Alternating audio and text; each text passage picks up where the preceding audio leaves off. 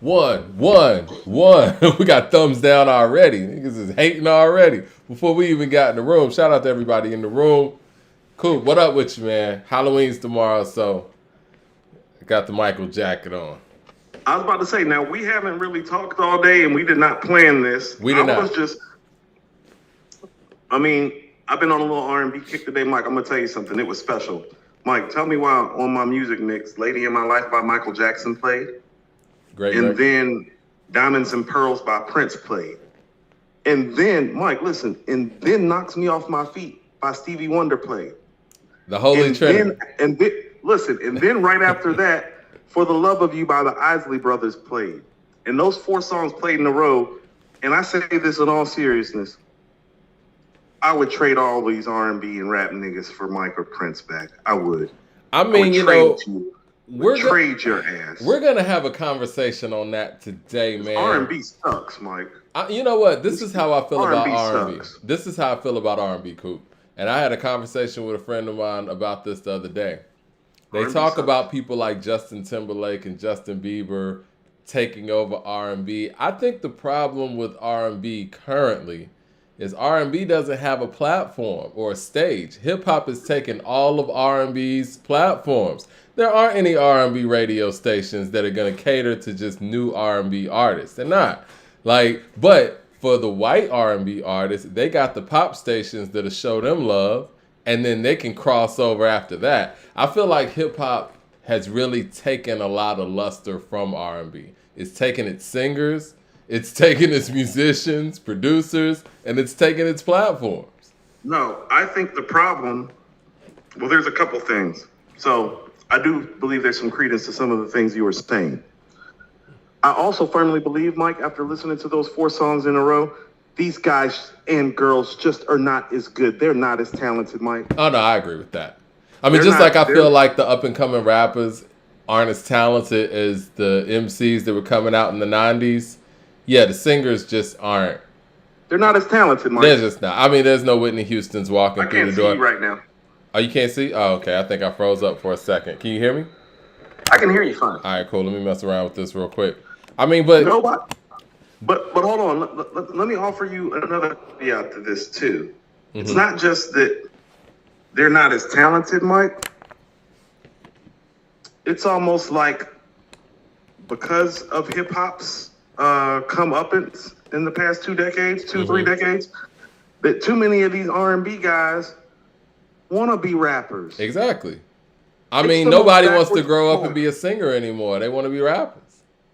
Which is some bullshit, Mike. I wanted to sing. Yeah. Max with the super chat says, Fever is by far the best song on Magic 3. You know, according to you guys' polls, we polled all the albums that everybody talks about, and people are saying Magic 3's album of the year. And this wasn't even on our YouTube channel, because I know they say YouTube channel is a Nas channel, whatever. This was on, on Facebook. And, Nas, I mean, I can't argue that. I mean, he got 2 times the votes that Killer Mike's Michael album did. But back to our R&B discussion, and we'll get into the show. Yeah, these dudes want to be rappers. It's like, stop that. I wanted to be Bobby Brown, nigga. Well, I mean, all right, let's look at even BET, right? Mike, didn't nobody want to be a rapper over being Bobby Brown in 1988? If you wanted to be a rapper instead of being Bobby Brown in 1988, something is fundamentally wrong with you. If you wanted to, unless you were Tupac, Mike, you wanted to be part of Jodeci or Boyz II Men in 1993. No, that's real. Thumbs up in the chat. And BBD, I feel like, is one of the most influential collectives of the early 90s. There's no En Vogues walking through the door. There's no Jodeci's walking through the door. I mean, it's just the fact of the matter. You know what I mean? En Vogue vocally might be the greatest group that ever existed. All 4 of them are solo singers. Exactly. And the beauty of that group is if you listen to any of their important records, it's a different member singing lead. And when any of them fall to the back and don't sing lead, the harmonies are perfect in the background. So member for member, I'm with you. Mike, Don't Go by En Vogue came on. Not the Don't Let Go one from the soundtrack, but the original Don't Go from Born to Sing with a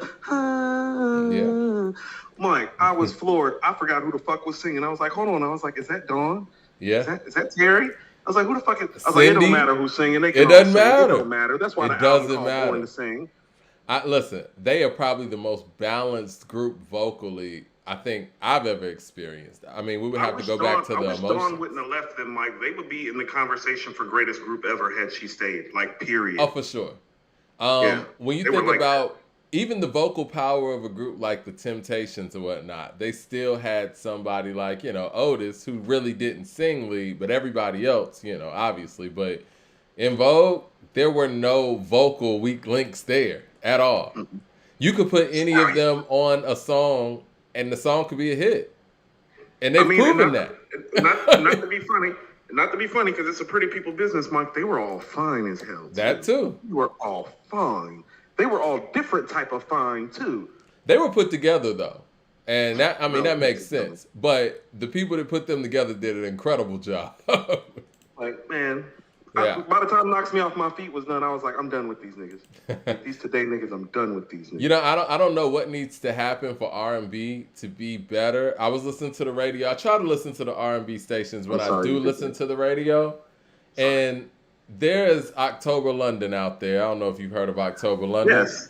Mulholland Drive might be my favorite record last year. Yeah, and Snoop has been. He sound like Marvin. He does, and it's kind of a problem at this point, though. And I think October London's incredibly talented, but it's kind of like what I said about Gorilla Black when he came out. It's one thing that you sound like Big, but to say the things that Big would say in the way that he says them, that becomes something else. Because you can't help your voice. But when October London's out there doing you, stuff like that, and it's like, don't do that. You know what I mean? I get it. But you want to have your own identity. And I know that you don't really love Bruno Mars like that. But what I will give Bruno, you can hear his influence, but he still has his own sound. Still a vulture, but yes. I'm going to have to respectfully disagree with you on that. Dot with the super chat. Go watch 24 Karat Magic, the video, and tell me that is not the definition of cultural appropriation in modern day time. I will give you that. The gold chains and all that. Is that not the song that blew him up? What'd he say? I don't know. He's been big for a minute. No. What was the song that blew him up, y'all? He wasn't winning no Grammys when he was singing like what was it, Nothing on You or whatever. No, he wasn't winning no Grammys when he was doing that shit. He put on some Versace shirts, a gold chain, started talking like a nigga, and all of a sudden he started winning Grammys. It's bullshit. Him and Anderson .Paak got Album of the Year at the Grammys too. That album's dope. And you want to know what? I love Anderson .Paak, but I never listened to the album. The album's dope. You know who else is on there? Boots. I've heard that it's exquisite and a beautiful album, and I don't give no fuck. Dot with the super chat says, there was a station head versus with It Was Written versus Ready to Die. And song for song, It Was Written surprisingly embarrassed Ready to Die. Now, I don't know about that, guys. Ho. Do you know anything about this, Coop? I think I glanced at this on Twitter. I do. That's the plug. So Taj. Okay. And some of our followers have actually gotten together and they do hip hop talks. Okay. And so they've been doing stuff on Twitter, and Taj and them have been doing station heads. I think Taj has been having one of our main followers, Adriel, is one of the people that does it. Another one of our followers, Sean. Me and Sean talk. Like, you know what I mean? I haven't had the chance to hit him up lately, but me and Sean have gotten on the phone a couple times and had to bill. I really like what they're doing. I just really haven't had time to catch everything. But I did see that. I just didn't have time to catch it. But speaking of which, not to cut you off, shout out to 007. He was in town. We didn't get a chance to get together because everybody's schedule is fucking crazy right now. But yeah. Oh, no. 007 was outside with me, Mike. Okay, cool. I'm glad y'all got together. He was in the city. He didn't. So it was Morehouse Spelman weekend. So me and some of my people, we went to a Morehouse Spelman event. But 00 had just got off the plane. So he was tired and was hungry. And so he literally went to the Jamaican spot next door while we went and partied. Okay. And when we got done partying, we came downstairs and scooped him. But he rolled with me and my people for the night when he was down here. The first night when he landed, he came and kicked it with us. Well, shout out to 007, man. Yeah, shout out to 00. But yeah, you were talking about Sean. You were talking about the It Was Written and Ready to Die thing. Did you attend that, or did you experience what people are saying? No, I didn't get a chance to, but I'll tell you what, Mike. I knew Ready to Die was in trouble.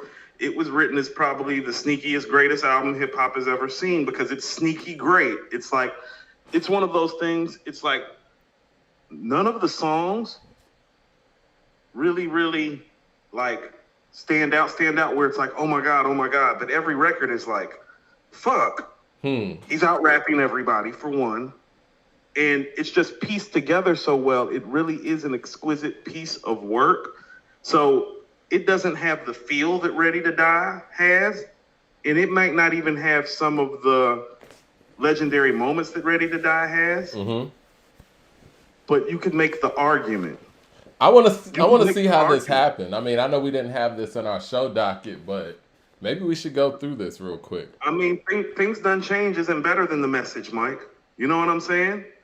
It's not. Damn. Do you think Give Me the Loot's better than Street Dreams? Huh. You see what I'm saying? Mike, do you think Machine Gun Funk is better than I Gave You Power? It's not. So Mike, he's down 2-3 records off the jump. That's true. And we haven't gotten to the great part of It Was Written, which is like that Take It in Blood, the setup, shootout stretch of the album. So yeah, I want to go through this. I want to go through this. K. Nicole with the super chat says, no one sings with passion anymore, and it's painful to hear. I'm bored trying to give these new singers a chance. But you know where that comes from? And for the people who are international audience who may not really see it in that way, it comes from church, man. Singers from the previous era had to actually sing in church. And I think that the fact that none of our singers today come from church, we are seeing the effects of it. If you scared. Yeah. Because you know what? You couldn't go up there in that church choir, sing lead for anything, and not be a dynamic vocalist. Couldn't. Because you were going to have to do this live in front of a congregation, and you have to sing with a bunch of people who can sing. Everybody in the black church can sing. And if you're in a Southern congregation and you can't sing like they are about to talk about you're not even going to feel comfortable enough to even attempt it. You may not come back for service if you can't sing in the church. Because everybody can sing. I remember growing up, in the church and seeing people, everybody could sing. It was people that you didn't even think were singers. When they got up there, they were dynamic. So, yeah. Damn sure. And I think the fact that we don't have our singers coming from that institution anymore, you're really seeing the effects on the quality of the vocalists that we're getting.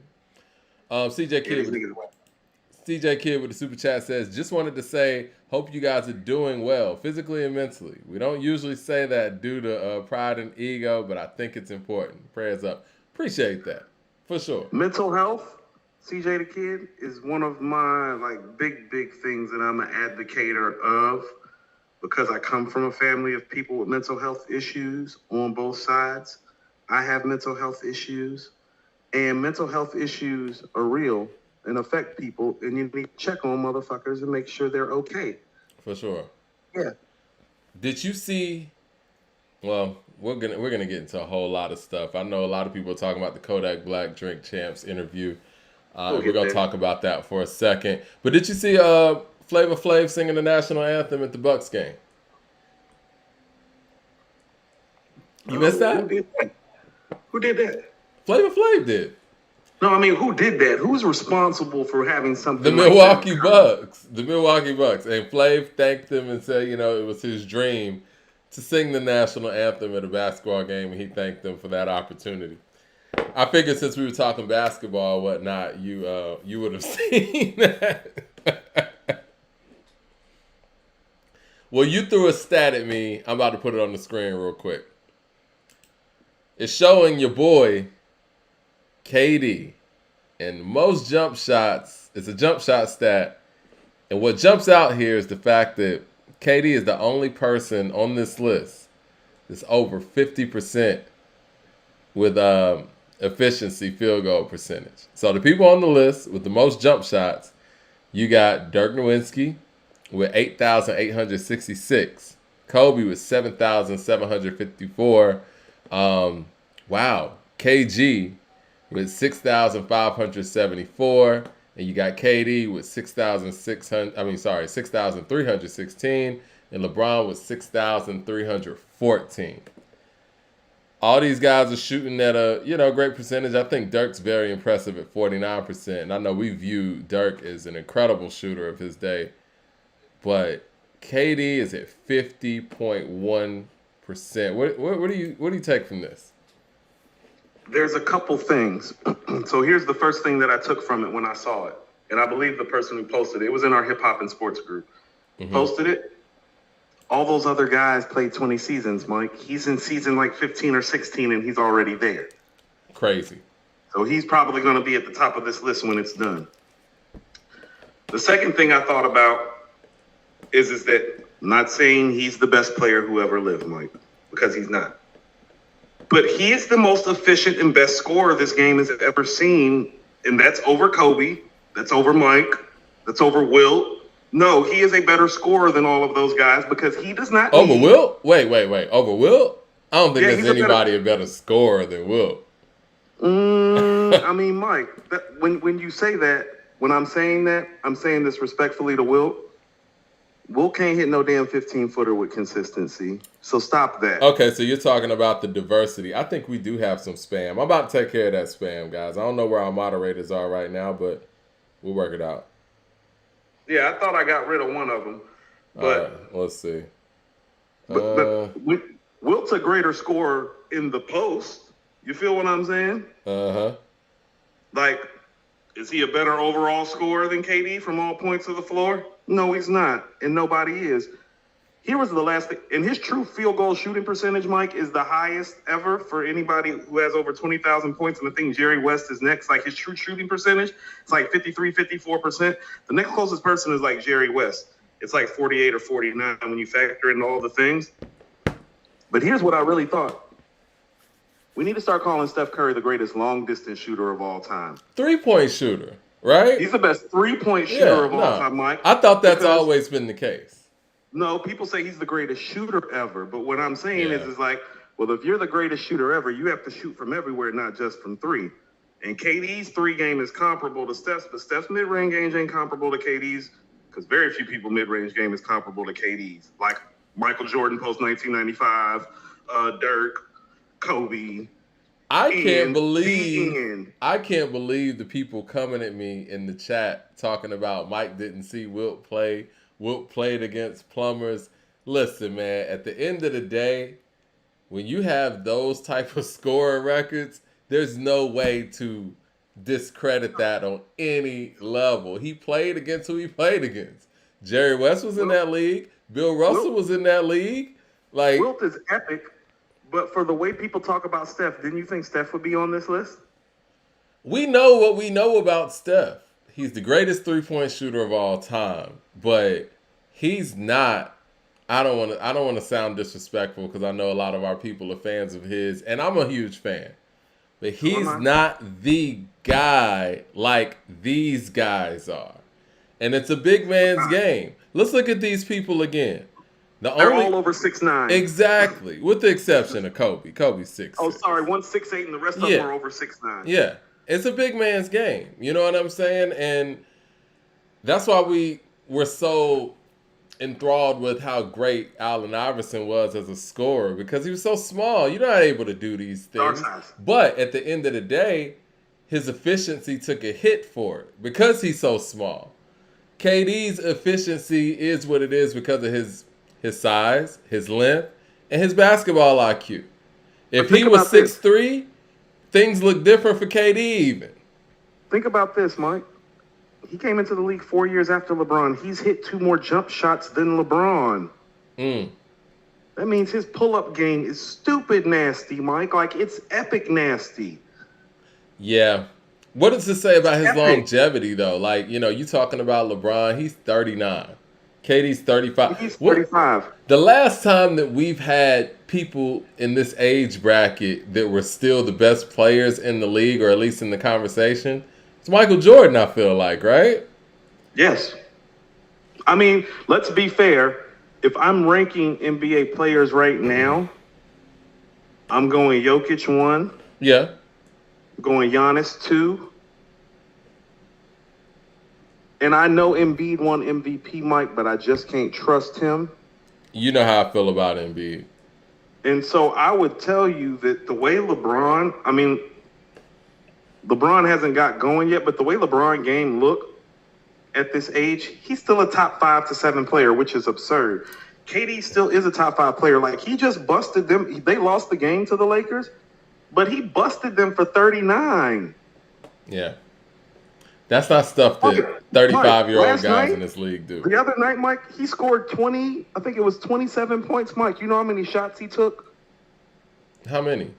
He took 11 shots and scored 27 points, That's Mike. crazy. He went 8 of 11 from the field and 9 for 9 from the free throw line. Steph don't be putting up stat lines like that, Mike. I'm sorry. Well, I mean, Steph's a smaller player, but you're right. I mean, listen, I've never compared Steph to KD.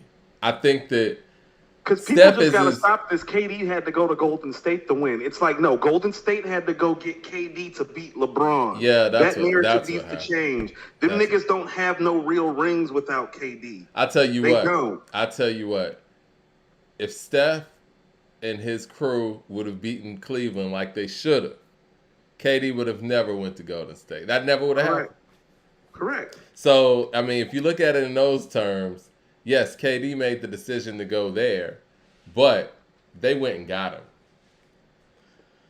And here's the thing, too, but people need to realize, I know it's going to seem crazy, but if LeBron is who LeBron is, and he's a top 5 player all time, and KD is who he is, and he's a top 10 to 15 player all time, well, you do understand when he's playing on that Golden State team that it's a wash. Kyrie and Kevin Love are on that team. It's like Kyrie and Kevin Love, like Kyrie and Steph, there's not like a large gap.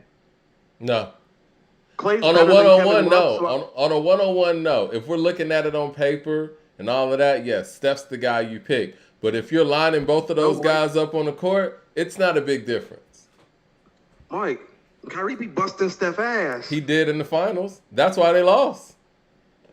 Be busting their ass. He be busting Steph's ass. So it's like people need to get this narrative out their head. Like Golden State stood a chance in hell without KD because they didn't, Mike. Like that LeBron Cavs team, if they don't get KD, they beat that Golden State team like 4-1, 4-2, like back-to-back years. Jay Short saying some 3 things games over a course of a couple years. LeBron and Kyrie in their prime, it's like, no, you better have called KD. You were about to lose every year. Jay Short saying some things I like. He says, Tyrese has released 2 great singles. Music and Hit Boy have a good album. But you get folks rather promote Bruno, Drake, Bieber, and other folks just because they are relevant. But see, again, Jay Short, I think that goes back to what I said. There are no platforms in the black community or in black music, let me say it like that actually promote R&B. Hip-hop has taken all of R&B's platforms. Even if you look at the BET Awards, they even went out and had a separate BET Hip-Hop Awards, but the regular BET Awards is still flooded with hip-hop. The R&B people don't really get a stage like that. I think the one stage that R&B people get is the Soul Train Awards whenever they do it. And I don't even know when those even come on. This is what I'm saying. How about this? Whoa. Go ahead. I'm sorry.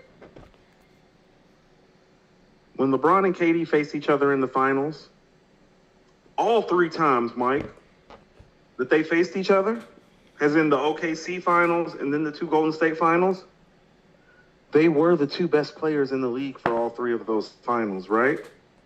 Yeah. The problem with the conversation is that people thought Steph was a part of the conversation, and that's what I keep trying to tell y'all. He was never part of that conversation. I don't think we've ever seen anybody, and I want to give... I'm sorry. Go ahead. It's very Steve Nash like the MVPs.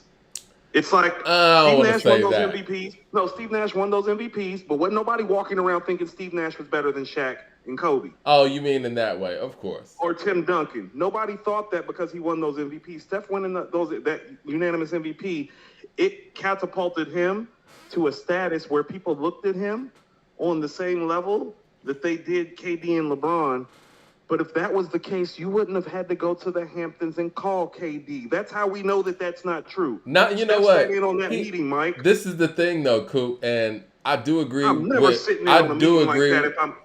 I do agree somewhat with what you're saying with the Steve Nash thing. You're right. But Steph did have, like, one of the most, if not the most incredible season that we had seen in a long time. But to your point, After having a season like that, and you were up 3-1 in the finals, and you lose in Game 7 and get outplayed by Kyrie, your answer is to go get the second best player in the league? That's weird. But see, I think that Steph, he sometimes, he knows he's the greatest three-point shooter of all time, but Steph is he's an incredible overachiever. Nobody ever thought Steph was going to be this in the league. And I think sometimes he delves into that mentality like he's just one of the guys or something. And he's not. CJ Kidd with the super chat says, if it was written wins against Ready to Die, then the infamous is next, according to the list. Can't wait. Also, not holding you to the list is just a good base to go on. I don't want to jock Taj and them style either. So it's like if we do have time, we'll do a rundown. But I do want to kind of stay on our topics. But we got more just to finish this off. Let's be clear. The only reason that the KD thing happened is because the league fucked up the salary cap. They should have never been able to go get him. That's the league's fault. That's for one. There was an opening. Golden State took the opening because they had a championship caliber team and a championship team, except for one problem. And that problem's called LeBron James, Mike. And hey, Mike, the realest shit. You remember the block where he screamed on Steph a little bit like, hey, look, this ain't no one-on-one matchup. That was the moment. That was the moment when he knew I gotta go get KD. Yeah. Yeah. It was a sunning you moment where it's like, hey, little nigga, you gonna need to get more people. Yeah, this ain't gonna work. You can't do anything. All that little jump shot shit in crunch time ain't gonna work. You better go get somebody that can guard me that I have to guard. But you know what? That right there makes you hold people like Isaiah Thomas to high esteem. This man was going up against Isaiah ahead of him. This man was going up against Bird and Magic and Kareem. These guys were giants. He's like 6'1". And Mike. Don't forget Mike. Oh, yeah, him too. But he was beating them. I'm talking about the proven champions at that point. He beat all of them. Yeah, he beat all of them. Bird. Yeah. He beat Magic. He beat Mike at 6 feet 1 inches. Yeah. He was the offensive focal point. Did you see that nigga go call Larry Bird for help when he lost to Magic? No. Again, man, so. It's hard to compare Steph to anybody historically because I don't think we've seen anybody that was this much of an overachiever.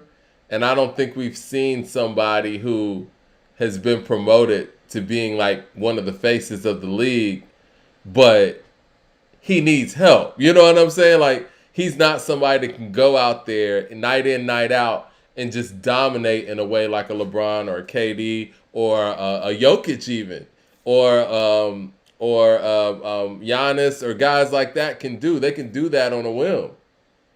Like, history only shows you who won and who lost, but if you were there, you know, unless you're like a buff. It's like I told you. People always talk about Bill Russell won 11 out of 13. Mike, it was going to be 12 out of 13 if he didn't get hurt in one of the finals. Just like Steph, first ring doesn't exist if Kyrie don't lose his kneecap in game 1. It ain't even Kevin Love. They didn't even need Kevin Love. Kyrie would have been enough to beat that team.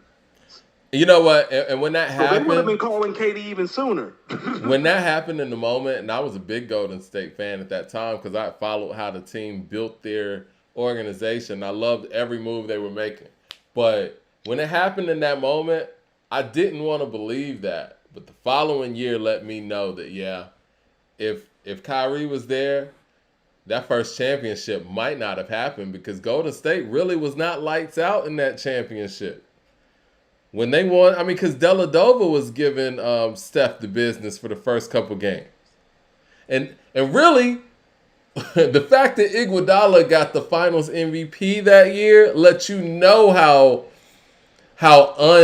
because Steph's stats were there, but he wasn't forcing his will in a way where people saw it. Like, oh, that's the guy. The fact that they even though I think they robbed him of that finals MVP, but the fact that they were able to do that lets you know that he wasn't even able to show you that he was the guy in a series where literally it was just him and LeBron.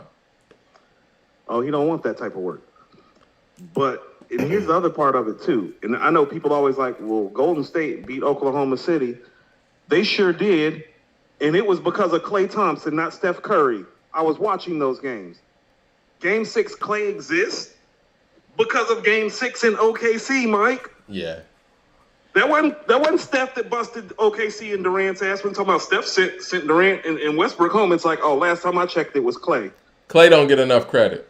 We talk last about. Last time I checked, Klay is who sent Oklahoma City home, Mike. People like Scottie Pippen always kind of get shafted historically when they were a big part of those championship runs. But Klay is one of those guys too. Like people act like Klay don't exist, and the fact that Steph is able to have the green light that he has is attributed to the fact you got the second greatest shooter ever right over here. And Mike, at the time when he was in his prime, when all of this going on, he was arguably the best two-way two guard in the league. Right, great defender. He's not no NBA caliber defender too. He wasn't no James Harden on defense. No, he's closer to Kawhi on defense in his prime. And KD be busting Kawhi ass too. I see somebody in chat talking about Kawhi was giving Durant that work. Nigga, did you watch when Kevin Durant was like busting his ass on pretty much one Achilles? When he actually did come back, he literally walked up the court with just boom, boom, boom. Stop that. $20 super chat from Jay Short showing love. He says, KD, Melo, and Kobe all get overrated because they hit jumpers and have an aesthetically pleasing game. Give me LeBron, Shaq, and Giannis at the hoop every time over a 19-footer. KD knew he wasn't that dude. That's why he went to Golden State. Boom. Jay Short, respectfully, and I love you, brother. You don't know what the hell you talking about. We just watched Giannis ass miss 10 fucking free throws and cost his team that were the favorites to win the championship the whole thing because that nigga can't shoot. Give me a nigga who can shoot. I'm drafting. How about this? I'm drafting Shaq over all of them. Hold on. I think Shaq is better than Kareem, but there's a reason that Kareem got 6 rings and Shaq got 4, and it's because Kareem can shoot and heat free throws. The end. Wow. Stop that. Well, on to the next part of our conversation. You heard the announcement that Jeezy got an album dropping Friday? Hey. Jeezy's dropping Friday. I think Benny's dropping Friday. Lloyd Banks is dropping tomorrow. Happy Halloween, everybody. And is the Rick Ross and Meek Mill, is that Friday as well? Ooh. Are we actually getting an action-packed week of music and hip-hop in November? Look at hip-hop. 11 months. Okay. Look at hip-hop giving us some new music. You were telling me about this Rhapsody and Hit Boy song. I was listening to the Ghostface album, so I didn't get a chance to listen to the Rhapsody joint. It's 3 minutes, Mike. You didn't have 3 minutes? I got 3 minutes, but I got caught up in that Ghostface. That shit was hard. The Ghostface. That Rhapsody record is great, Mike. Really? Rhapsody is great. That record's great. Shout out to Hit like my tweet when I reposted his tweet about it. I'm about to check it out. He was talking about how I was like, don't talk about how women in hip hop don't have a message, this, that, and the other, because Rhapsody just snapped on my shit, and I was like, yes, she did. Go Carolina. It's interesting he said that. I was having a conversation earlier about, women in hip hop and Rhapsody, right? Why do you think? Mm-hmm. And I want to preface this carefully, but why do you think that when it comes to women in rap, it's not like a lot of mixing of, content. It's kind of like that. It's kind of like that separation we used to get in the 90s, right? Where the conscious community was over here and the mainstream guys were over here until, a guy called West actually brought, Freeway and Mos Def and Talib and Jay and all those guys together. Why don't we see Megan and Rhapsody making records together? You know what I mean? Like, it seems like when it comes to the women in hip hop, women seem to make the music with the ones who have content similar to theirs, unless they're in a crew together. Am I off base on that? I don't know. I don't think you're off base for that. I think the men do it too, though, Mike. Yeah, but there have been times where those picket lines have been crossed. You see Talib making records with, he made an album with Styles P. Like, these are two different styles coming together, no pun intended, and making that thing work. But I don't think we've really seen that with all of the women that we're seeing in hip hop right now. I think it would be a great opportunity for, somebody who is on a mainstream level to pull up somebody who is making some dope records that's not getting that love, I hear what you're saying. Styles has always had strong social commentary. He's just also the type of dude that'll bust that ass to the white meat. So you're getting a gangster and a gentleman to quote the album. Right. You are. So it kind of fits with Talib more than you think. Because, Talib's not a gangster or a gentleman. Okay. All right. Keep going. But back to my point, though. Do you think there's some room? According to Hip Hop's page, fam, I don't show you no mercy. I don't give a shit if you go on tour with Wu-Tang and Nas your whole life. Do you think there's room for something like that to happen? And I mentioned Megan because I feel like Megan, from a versatility level, could pull it off in a way where it won't sound contrived. I think Megan and Rhapsody can make a dope song together. And my thing is, like, why doesn't that happen? Do we separate our women in hip hop from the boom bap to the people who are making club music? I'm about to say, I think my bigger problem is that why is Glorilla going to the Pittsburgh Steelers and taking a picture with Mike Tomlin bigger than Rhapsody and Hit Boy doing a record? That would be my problem with it. Well, Glorilla also took a picture with J. Cole in the studio, and I think that might be happening. I feel sorry for her. It's another body. It's another body. That's an easy one. But but no, I only say that because I think that just helps everybody. You know what I'm saying? Like, I think that gives Megan or somebody or Cardi or whoever an opportunity to actually speak on some things with a little bit more substance. And it also gives somebody like Rhapsody, might not be the best example because people know Rhapsody, but a Shea Noir or something, an opportunity to get ears on them that weren't on them before. You know what I'm saying? Because from a concept level, like that record that's on ELE2, the Rhapsody's on, like that concept, dope. Yeah. Can you imagine like a concept like that with somebody who is getting mainstream notoriety and that's a woman in hip hop right now? Not being funny, some of that is a skill thing, Mike. So like Remy Martin isn't as socially conscious as Rhapsody is and doesn't provide that type of social commentary as a female MC.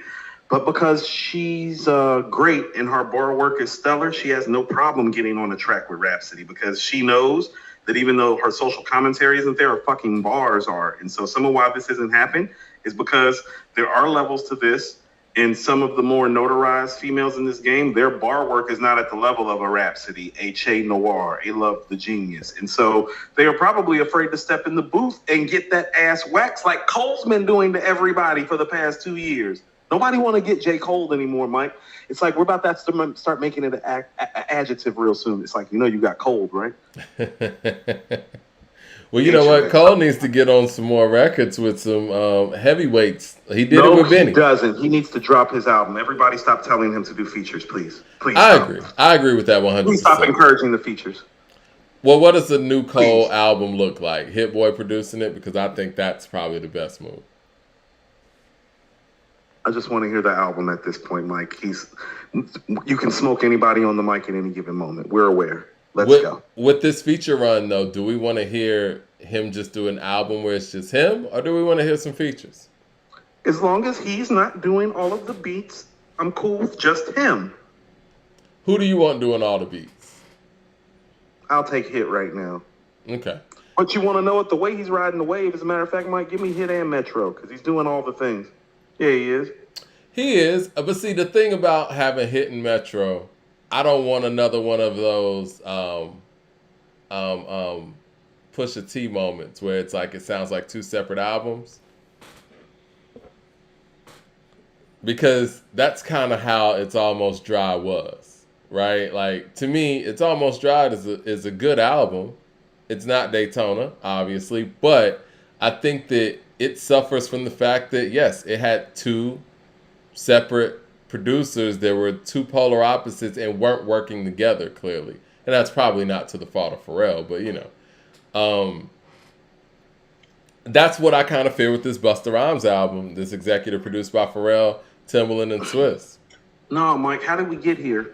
How did Nas make Illmatic and change everything and have all those multiple producers on a short album and make it sound cohesive, but niggas can't get two producers now and make it sound cohesive? Please explain it to me. Because I'm lost. Because Illmatic's a situation where those guys already work together. You know what I'm saying? Like No, not like that. No, but I'm saying they traded records together. Like they were a collective unofficially. Like they knew each other, they knew the mission. And I think that, when you have somebody like a Large Professor who's kind of ringing in everybody to do so, it's kind of different. Because I think Large Professor was kind of the point person in that situation that made sure that, this is what we got, this is kind of what the theme is, and kept everything on course. I don't think if Large Professor didn't kind of, grow up with Nas in the business, I don't know if that would have went as seamless as it did. He's very important in that process. Okay, he is, but here's really the reality. Whether they were close or not, where they went to the same record stores and shared and traded off albums and tried to beat each other to the point. Because really, Mike, they were just competitive and tried to beat each other to the better records to get to the sample. That's how the relationships were built. They were running to each other at record stores. All their projects are coming around the same time. It's a beautiful thing, but at the end of the day, they understood the assignment. Of course. And so I don't want to hear about like producers not being able to get it together. Do you understand the assignment?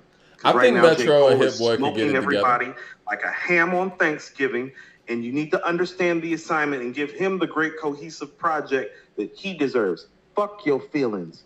I just think that at this point, and I think Metro's a dope album maker in a different way than Hit Boy, but I think Hit Boy is just the superior album maker of this era. And if I had a choice on letting him handle an album himself or letting him share it with Metro, I would say let him handle it himself. Just based on what he's been able to prove as far as album making for a lyricist. That's not going to happen because the first thing people are going to say is be like, oh, well, Cole just piggybacked off the shit Nas did and just picked up Hit Boy. That's why there has to be some mix in it too. Well, that's true. So, yeah. So it's like, he might let's need say to we find got his a own 14-track album. Let's say we get a 14-track album, Mike. Mm-hmm. You're not cool with 4 Metro beats and 10 hit tracks? I'm cool with that. They can make that work. I'm cool with that. I want to hear this shit. I think they can make that work. But I still think that we would hear that narrative if Hit Boy's around. Now, I will say this. What do you think about Alchemist possibly doing a J. Cole album? I bought up Hit Boy and I bought up Metro because Cole is still from the South. He's from Vietnam. And so I don't want it to be too boom bappy because he's already a boom bappish rapper because North Carolina rappers are boom bap rappers traditionally, like Rhapsody, Cole. I was actually having this conversation Rhapsody with somebody and Cole, yep.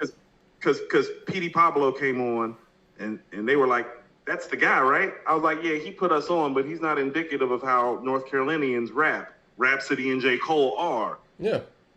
You probably view him in a way that, and I say this respectfully, how we speak about Ludacris sometimes in relation to Atlanta. Yes. You know what I mean? Like, And I love Petey. I love Luda, but it's not really a reflection of what the city sounded like. Well, how can you hear Fonte, Rhapsody, and Cole and then be like, Petey Pablo's the sound of North Carolina? It's obviously not the sound of North Carolina when you hear Little Brother, J. Cole, and Rhapsody. Right. Jay Short with the Super Chat says, does Rick Ross have anything to gain or lose with this Bleak Mill album? Guess he meant Meek Mill album.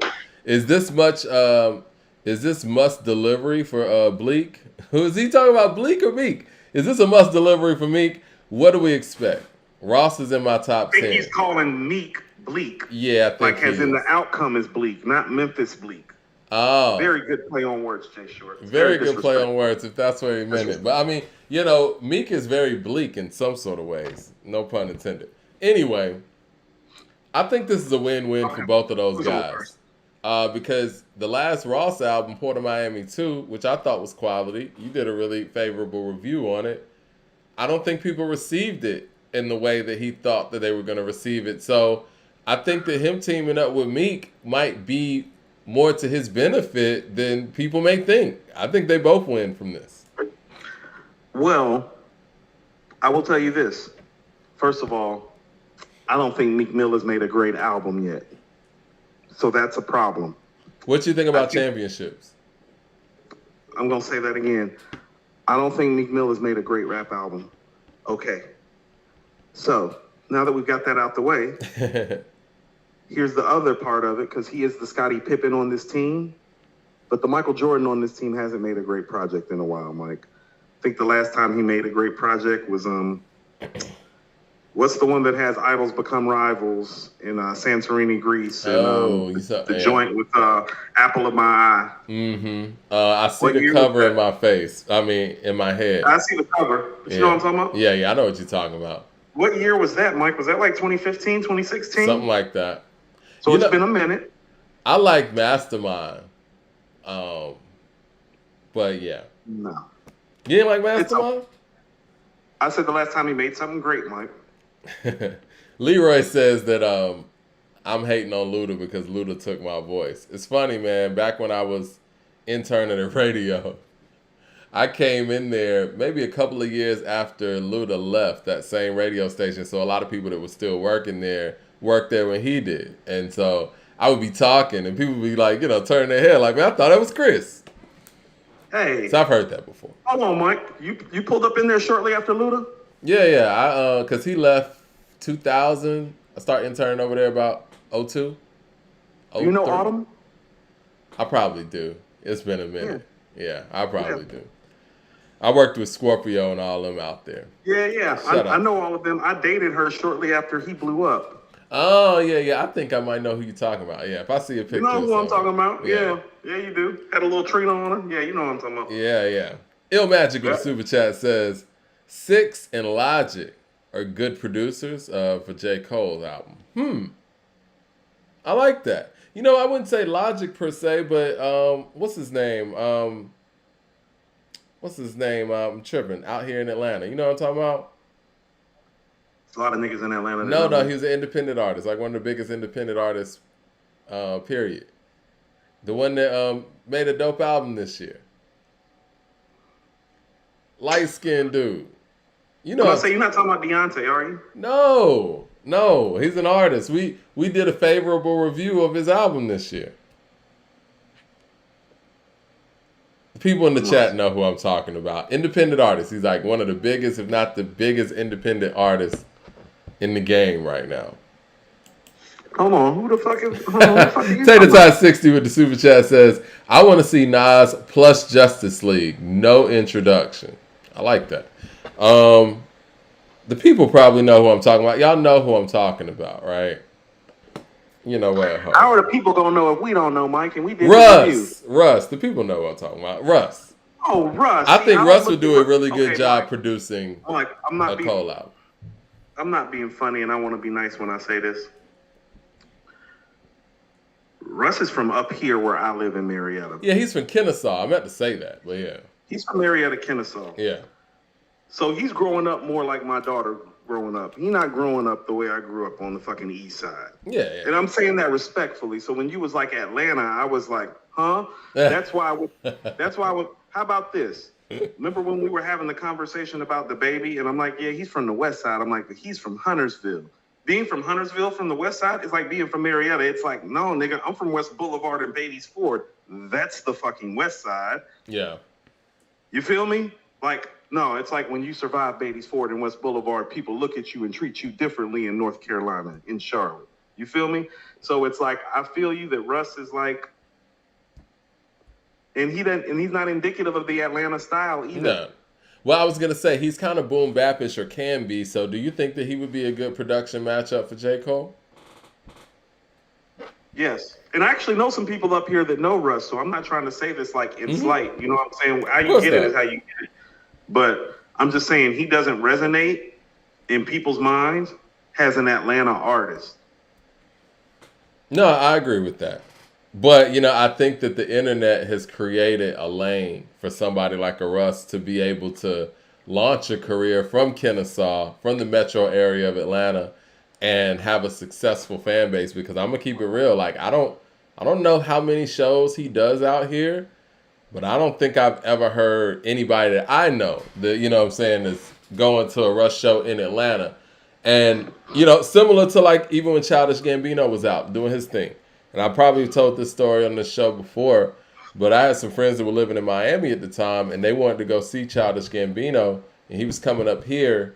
He was at the Masquerade. This was like 2014, 15-ish.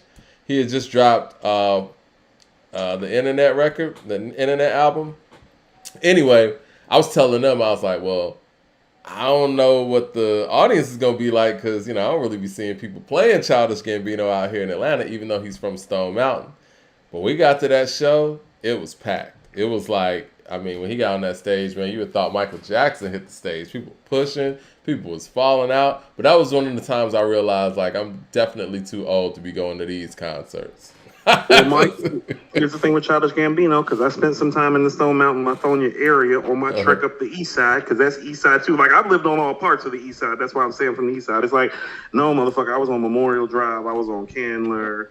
You can catch me now. You can still catch me on flat shows from time to time, like still to this day, Boulder Crest, all the way up through Lithonia, Stone Mountain. Like, I went to Redan, all through and through. And Childish Gambino, when people talk about the East Side, it's Gucci. Today's JID. When people talk about the East Side, they don't even talk Sci-Hi really. What you think about the Sci-Hi song with Pusha T? People dropping music, man. Yeah. It's Sci-Hi and Pusha T. What do you think I think, Mike? Ill Magic with the super chat says, here's a special gem. Odyssey should be another added on producer for J. Cole's album. A lot of theories based around those two, and I'll just leave it at that. You know what? I know what you mean, Ill Magic. A lot of people feel like J. Cole kind of took Odyssey's style. I can see that. Odyssey is out of DC. He's super consistent. I think Odyssey is a great producer. I think he's a dope lyricist too. If we're talking about him and Cole, in my personal opinion, I think that he's a much better producer than Cole, but Cole's the better MC. But they're very comparable, and I would like to see those two worlds come together, and the production skill and capability of Odyssey producing for J. Cole, I think that's an easy transition because it's kind of like a bumped up version of what we get from J. Cole anyway. I don't want any of that. I see what you're saying. I don't want any of that. I don't want any Ninth Wonder either, and I don't mean that disrespectfully. It's like, I know he can do boom bap. So do you. We all do. Will you go make another classic album, please? Because you are currently sitting on one.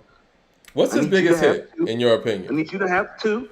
I need you to have two so we can elevate you, so I can walk around saying that the greatest MC of this generation is from North Carolina. All I want to do, Mike, you understand that's all I want to do? I just want to walk around and be like, best MC from this generation comes from North Carolina. Well, there was another poll that was on According to Hip Hop, and people picked J. Cole over Kendrick. So I don't know if that's because Mr. Morale and in this current feature run that J. Cole's on, but in my personal opinion, all jokes aside, I still got Kendrick over Cole. But that margin has gotten smaller than it's ever been. And J. Cole's great album away from me putting J. Cole over Kendrick. Thank you, Mike. And that's exactly why I want the great album, because objectively, I can't do it until he makes another one because I still have Kendrick ahead too. Yep. But I really want to slide his ass out of that spot. I would like to hear something. I would like to hear something new from Kendrick that's mind blowing, but based on what I've heard from Kendrick lately, and maybe this is kind of like the Baby Keem stuff and some of his features, the Beyonce feature, I feel like that we've gotten the best that we're gonna get from Kendrick. I think it's at this point, and I hope I'm wrong. It seems like it's nothing but downhill from here. Now, J. Cole, I feel a little different. I feel like with J. Cole, we could possibly get some of his best material ever. That's because J. Cole is smoking people like it's crack in the 80s on a Friday night in the projects. And it's right. And it's a lot of versatility too, like because he's getting on songs like Stick, he's getting on Johnny P's Caddy doing that, All My Life doing that. You know what I'm saying? The MIA song, not the MIA song. You know what I'm talking about? The London. You know the what I mean? London track. Yeah, the London track. He's just doing it in a varied amounts of ways where we don't really hear that too much anymore. Like people kind of get in their lane and they stick with it. But he's doing this like he's jumping in everybody's lane, and I don't know what he's about to make with Glorilla or if that's even gonna happen, but that's a whole nother lane to jump in. And he's keeping that level of excellence each time. And with Kendrick, I think he's settled into a lane of just no pun, not trying to be funny, but just making weird music. And you know what? Okay, so here's the thing. I'm as weird as you know what I loved when Outkast was Andre was making weird shit. But I'm gonna be honest, man. I didn't like that Scooby-Doo shit like that. I want to hear you rhyme. And this is where Kendrick's at in his career. He's on the weird shit. I think weird is a strong word. I try to stay away from words like weird and crazy. No. I mean, those are your words. I just, because I get what you're trying to say, and not to be funny or try to castigate you. You just can't really find a better word to describe what the fuck he's doing. So I can't. And I like the weird shit sometimes, but not from our top lyricists. No. Like Mike, because you like Ab Soul. You could say I Ab Soul do. be doing some weird shit sometimes. I like Electric Circus by Common. It's a weird album. I'm telling people that out loud on this podcast, but I understand. But here's the thing with weird, Mike. And that's my thing with Electric Circuits. It's like, no, weird only works when it works, Mike. And you don't know it works until it's already done. So you're taking a chance. You are. Okay? Like, Kendrick used to be innovative, Mike, not quote unquote weird. Exactly. Bitch Don't Kill My Vibe is innovative. It's not weird. To Pimp a Butterfly, even though a lot of people didn't get it when it dropped. That's not an album innovative. Yeah, it's innovative. I didn't hear To Pimp a Butterfly and be like, yo, this is weird. No, I was like, this is innovative. And when people didn't get it, I understood like, okay, well, maybe they'll get it one day. Now, one record on there, it was the You song. That was kind of weird, but I got what he was doing. Mm-hmm. Mike, just not to go too far on the Kendrick thing, he started doing this therapy shit on To Pimp a Butterfly. He did. On the interludes and all that other shit. So I realized it's like, nah, he kind of set us up for the fall off. But pun see, intended. When he came with Damn, though, that was him on some rap shit. Damn was him kind of reclaiming that throne, if you will, from the people who didn't understand To Pimp a Butterfly like that. The people who like Damn, the people who didn't like To Pimp a Butterfly like that, like Damn instantly. Would you agree with that? Okay, Mike. Damn ain't no on some rap shit, though. You don't think so? No. For him, it was. Element is. DNA is. Feel is. Yeah. The rest of the album is not on some rap shit. Those three songs are on some rap shit. You didn't think Humble? Okay, Mike, can I tell you something? Humble's not a good song. You don't like Humble? It's not good. I'm sorry. Hold up. Sit down. Humble. Sit down. No. My left stroke just went viral. No, it's not good. Not good. What the fuck is he talking about? It's not good. You know what? Kendrick's singles really aren't that good. They're not, Mike. That's the interesting. Mike, I'm still trying to figure out what the fuck that means. It's been like 6 years. What is he talking about? Dari Star with the super chat says, J. Cole doesn't have an album better than Damn. One great album isn't going to put him all time. Okay, well, let's do this. Forest Hills is better than Damn. What's that? Forest Hills? Forest Hills is better than Damn. I think we need a poll for that. Poll it. Duckworth is a story. That ain't no rap shit. Huh. I don't count stories as on some rap shit. That's you on your, you know what I mean? Like, that's your craft. You're supposed to be able to tell a story. You're an MC. You don't think Duckworth is... so stories don't count as being on some rap shit? Mike, when we talk about Nas and Biggie's rap shit, do we be bringing up their stories? Not really. Do we bring up Nas's and kick in the door? Right. No, you're right. Because for me... rap shit is when you're just flexing on a song. You know what I'm saying? Like you're just showing everybody what you can do on a record lyrically. Right. And the story Like part of trees to that is something branches. different. Cliffs to avalanches. It's the praying mantis. Deep like the mind of Farrakhan. A motherfucking rap phenomenon. Plus, I got more Glocks than texts than you. I make it hot. Niggas won't even stand next to you. That's some rap shit, Mike. That shit on Damn is not no rap shit. Neither is Duckworth. Did you hear, I mean, not to change too many subjects, but since you mentioned Big, you hear what Jay-Z said to Gail about Streets is Watching?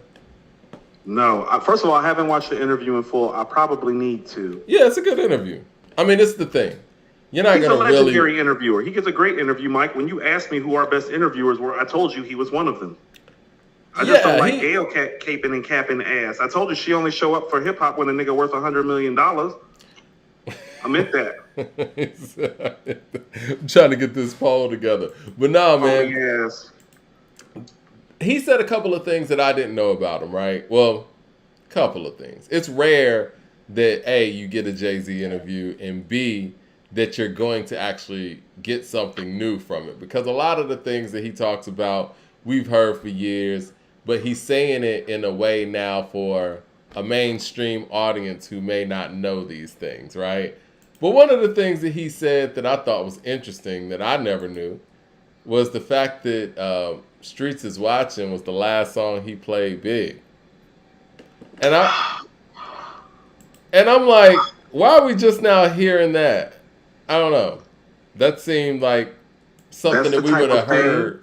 That I would think would put a battery in Big's back competitively. And he said when Big heard it, he was like, your whole album gonna sound like this? And I didn't know if he meant that in a playful way, because he said Jay was like, well, Jay said he was like, yo, man, this dude's coming, basically, when he heard Streets is Watching.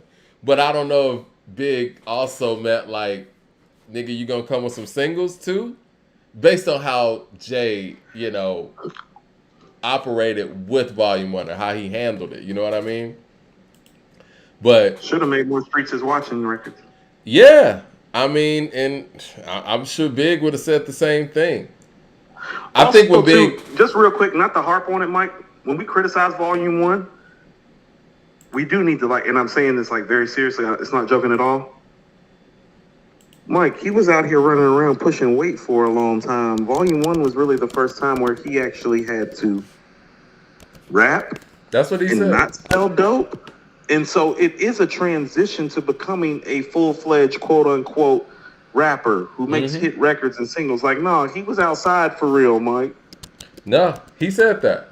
It's a good interview. He was outside tough. So Volume 1 is the first time he actually had to go inside. And he also...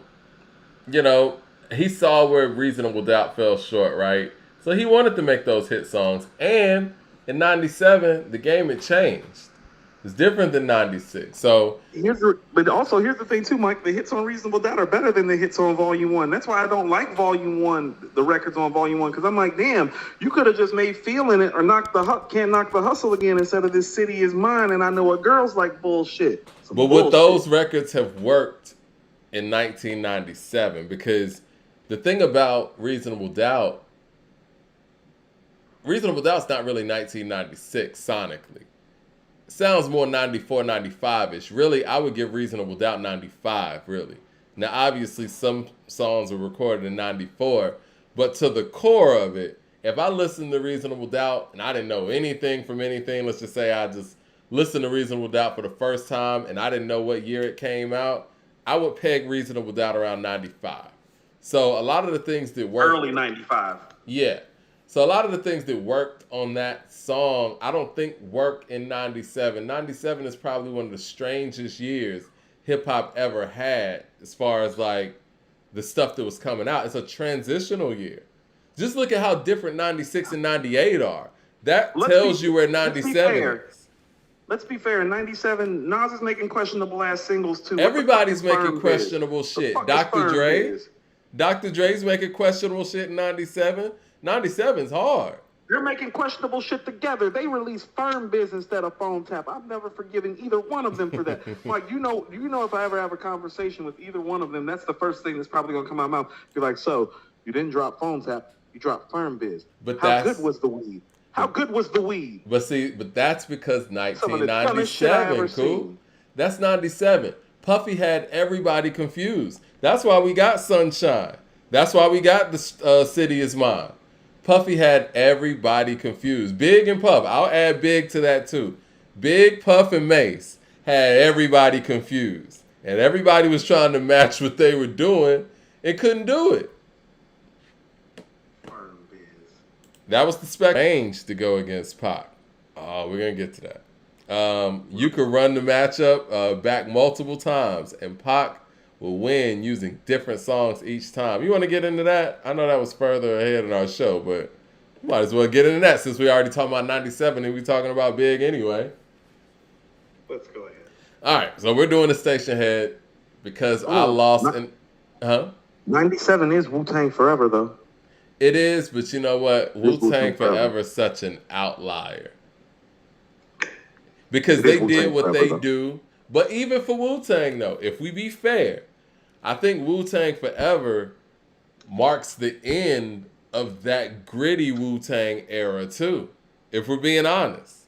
Because the first round of their solo efforts and the group stuff doesn't sound anything like Wu-Tang Forever. Oh, there are moments like moments. To me, Older Gods is something that wouldn't have made the Purple Tape, but would have made Iron Man. You know what I mean? So there's stuff on there. Scary Hours. No, Scary Hours. Scary Hours is very Tikalish beat-wise and definitely would have made Tikal, especially the way Method Man snapped on that shit. So there's stuff there. Oh, yeah. There's stuff on Wu-Tang Forever. Dog shit? No, dog shit. You can slide dog shit right on to Return to the 36 Chambers. It's dog just fine. Shit could have made it. But that's interesting you say it. The MGM fits on every Raekwon and Ghostface project. Do you think the MGM is good enough? Do you think the MGM is good enough to make the Purple Tape? How about this, Mike? I'm totally cool with swapping out Wisdom Body or Spot Rushers for the MGM. So yes. Okay. Yeah. Like how about this? Imagine Verbal Intercourse goes off and the MGM comes on. I like that. Yeah. What do you think about the Older Gods? You think the Older Gods is good enough to be on the Purple Tape, Liquid Swords, or Iron Man? Iron Man, not Liquid Swords or the Purple Tape. Maybe, actually, Mike, I'm cool with the Older Gods. Like, Older Gods is better than, like, Gold on Liquid Swords. It's better than Gold. It is. I personally like it better than Cold World, even though Deck and Jizz are snapping on Cold World. As a matter of fact, no. It is better than fucking Cold World. Ghost is on that bitch talking about we like Dorothy Hamill on ice. We might circle. Yeah, that nigga came through on there, man. You know, I think that's when it validated for me. I was like, man, Ghost is coming, man. How about this, Mike? Impossible could have made Liquid Swords. Huh. I think of Impossible. That's what I'm saying. You could sub out Impossible for Fourth Chamber. No. Fourth Chamber's better than Impossible. No. It's better, but what I'm saying is it's either comparable. one could go. Yeah, I got you. How about this? Do you like Investigative Reports more, or do you like Impossible more? I like Impossible more, but I like Investigative Reports more. I know you do. That's your joint. You got killed that hook, Mike. He did. You know, it's funny when we're $20 lifers. It's funny when we're placing these things because a lot of the stuff on Wu-Tang Forever, I like to kind of throw on Iron Man, and I don't know if that's because Iron Man came out in '96. Whereas, like, you know, the others are 95. It just shows you how different sonically hip-hop was in 95 versus 96. I mean, 97. Bells of War? Bells of War? I don't think Bells of War makes any of those albums, in my opinion. I love Bells of War. That's one of the better beats on Wu-Tang Forever to me. You like Bells of War like that? I like Heaven's Sake. Ooh, I forgot about Heaven's Sake. How about this? Something like Heaven's Sake, she should have slid over to Deck's album instead of putting Capadonna's album out. But that's another conversation for another day now, isn't it? No. Capadonna's the better solo artist at the time. Deck's the better solo artist now. At the time, you got to make Kappa shit. Deck was always better, Mike. Sorry. Lyrically, from a technical aspect, but, you know, give me Kappa. Jay Short with the Super Chat says, when Dan wins this poll, it will confirm that we are what we already knew. The only reason people say that Forest Hill Drive is a classic is because who made it. It's not exceptional in creatively or execution. It's a solid 4. Do you think that there's some validity to the fact that we hold Forest Hill Drive high because of who made it? And if just a random MC made it, we wouldn't talk about it at all. You hear how the album starts? Have you heard January 28th? I need to go back and listen to Forest Hill Drive, and I feel like I've said that on this show before. But I remember at the time, me not being huge on Cole at the time, I remember being impressed by the album when I heard it. Hold on, Mike. Mike, you can put Heaters almost anywhere. Oh, yeah. Heaters is one of the strongest songs. Heaters is one of the strongest songs on Wu-Tang forever. Top 3. I thought it was a top 5 song on there. Top 3 for me. Scary Hours. Okay, Older Guy. So Heaters wouldn't make the purple tape, but they would make the rest of them. I think Heaters can make the purple tape. Hang Where? by my nigga to cat.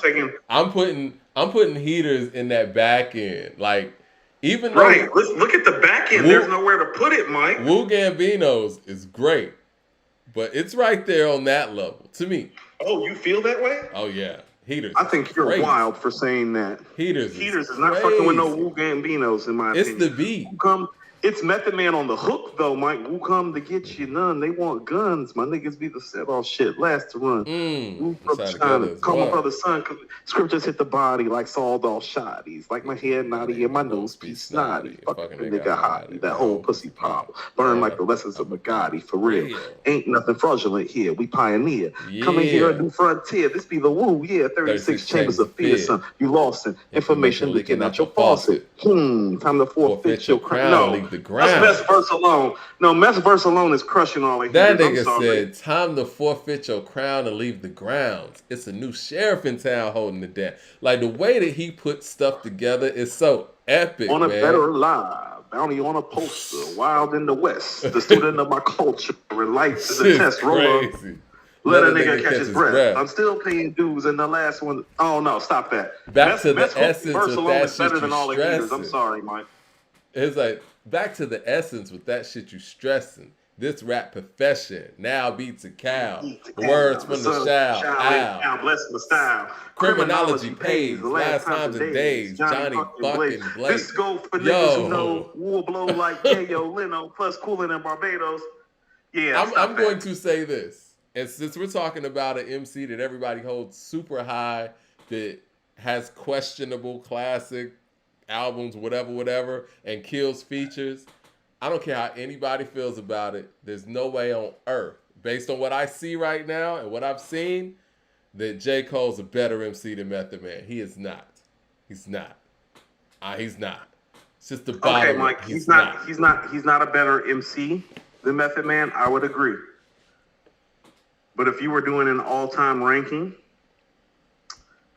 you would have to include all Meth's ancillary things, because as a solo artist, he's not better than Cole. He's a better MC. He's not a better solo artist, Mike. Really? Does Cole have I'll Be There For You? Does he have Bring the Pain? First of all, as far as I'll Be There For You is concerned, Mike, only people walking around with I'll Be There For You caliber record is like Tupac and Biggie. Jay don't have an I'll Be There For You. Why is he a better solo artist than Method? Hold on. Listen to what I'm about to say. Nas doesn't have an I'll Be There For You. All right? So let's get the shit together. Like, it's like that. I keep trying to tell people, it's like, that's a special record. So what does Cole have on him as a solo artist, in your opinion? The album maker and the consistency. Does he? Yes. I mean, because that's one of his flaws. That's what I'm saying. No. I'm only telling you J. Cole has one classic, but Mike, he's never made a bad album, and all of his projects are good pretty much. So yes. Sideline Story, Friday Night. No, all them shit. Born Sinner, yes. Like, Born Sinner's better than Takao. But see, I understand what you're saying, but the thing is, to me, even if Method Man's albums are technically not better, they're more exciting. Takao has more exciting moments than Born Center does. Actually, Mike, that would be the problem with the Method Man album. For as exciting, as entertaining as he is, outside of Tikal, those albums are not exciting and entertaining. I'm sorry. You didn't like Dangerous Grounds? You're talking about one song. I'm talking about Born Center. I'm talking about an album. You're talking about a song. That's the problem with Meth on the album. I actually like Judgment Day personally more than Born Center. That's just me. You're wrong. That album's too long, too many skits, and he's not focused. I think we judge Method Man on such a scale because of his skill level, because of shadow boxing, because of you know what I'm saying, guillotine, because he's Method Man. Like, I think he's the one guy that gets judged on a level that to some degree is unfair. Mike, he's getting judged for what his skill set is. He is. His skill set says he can go toe-to-toe with Biggie and Nas. J. Cole's not getting judged less on than that is level. not going to fucking do. I love him, but we're not about to do that shit and give him no hall passes. He does not get a bad pass. He traded bars with Big from the jump. J. Cole doesn't. Expectation. J. Cole doesn't. And see, J. Cole's getting graded on a level where you're trading bars with Lil Durk. Now, granted, he went toe-to-toe with Benny, and it was great. No, he's smoking these guys. Like what Meth and Big did was trade bars because they couldn't smoke each other. What J. Cole's doing is smoking everybody. Dari Star with the Super Chat says, J. Cole's best album is struggling to beat Kendrick's third best album, and y'all are acting like it's close between them. It's a very good point. What's the poll look like now, Coop? It's 53% to Forest Hills Drive. Forest Hill got 53%? Yes, but here's what I'm trying to tell you. Actually, Cole's the better hit maker between him and Kendrick, okay? And he is technically the better MC bar for bar. And so really where Kendrick has the weight is the greatness of his albums, which is why Cole would need another great album to succeed. How Kendrick. Do you feel? Because if I was ranking it, no, Good Kid, Mad City and To Pimp a Butterfly are better than Forest Hills Drive. And what I'm saying is he needs another album to put in that conversation with those two albums, and then we have ourselves the conversation that we'd like to have, really. The way that Cole's rapping right now, how do you think he would fare rhyming on a song with Big? Do you think he would do as well as Meth did, or? Depends what Cole you're talking about. I'm talking about right now, because he's probably everybody rapping in trouble, Mike.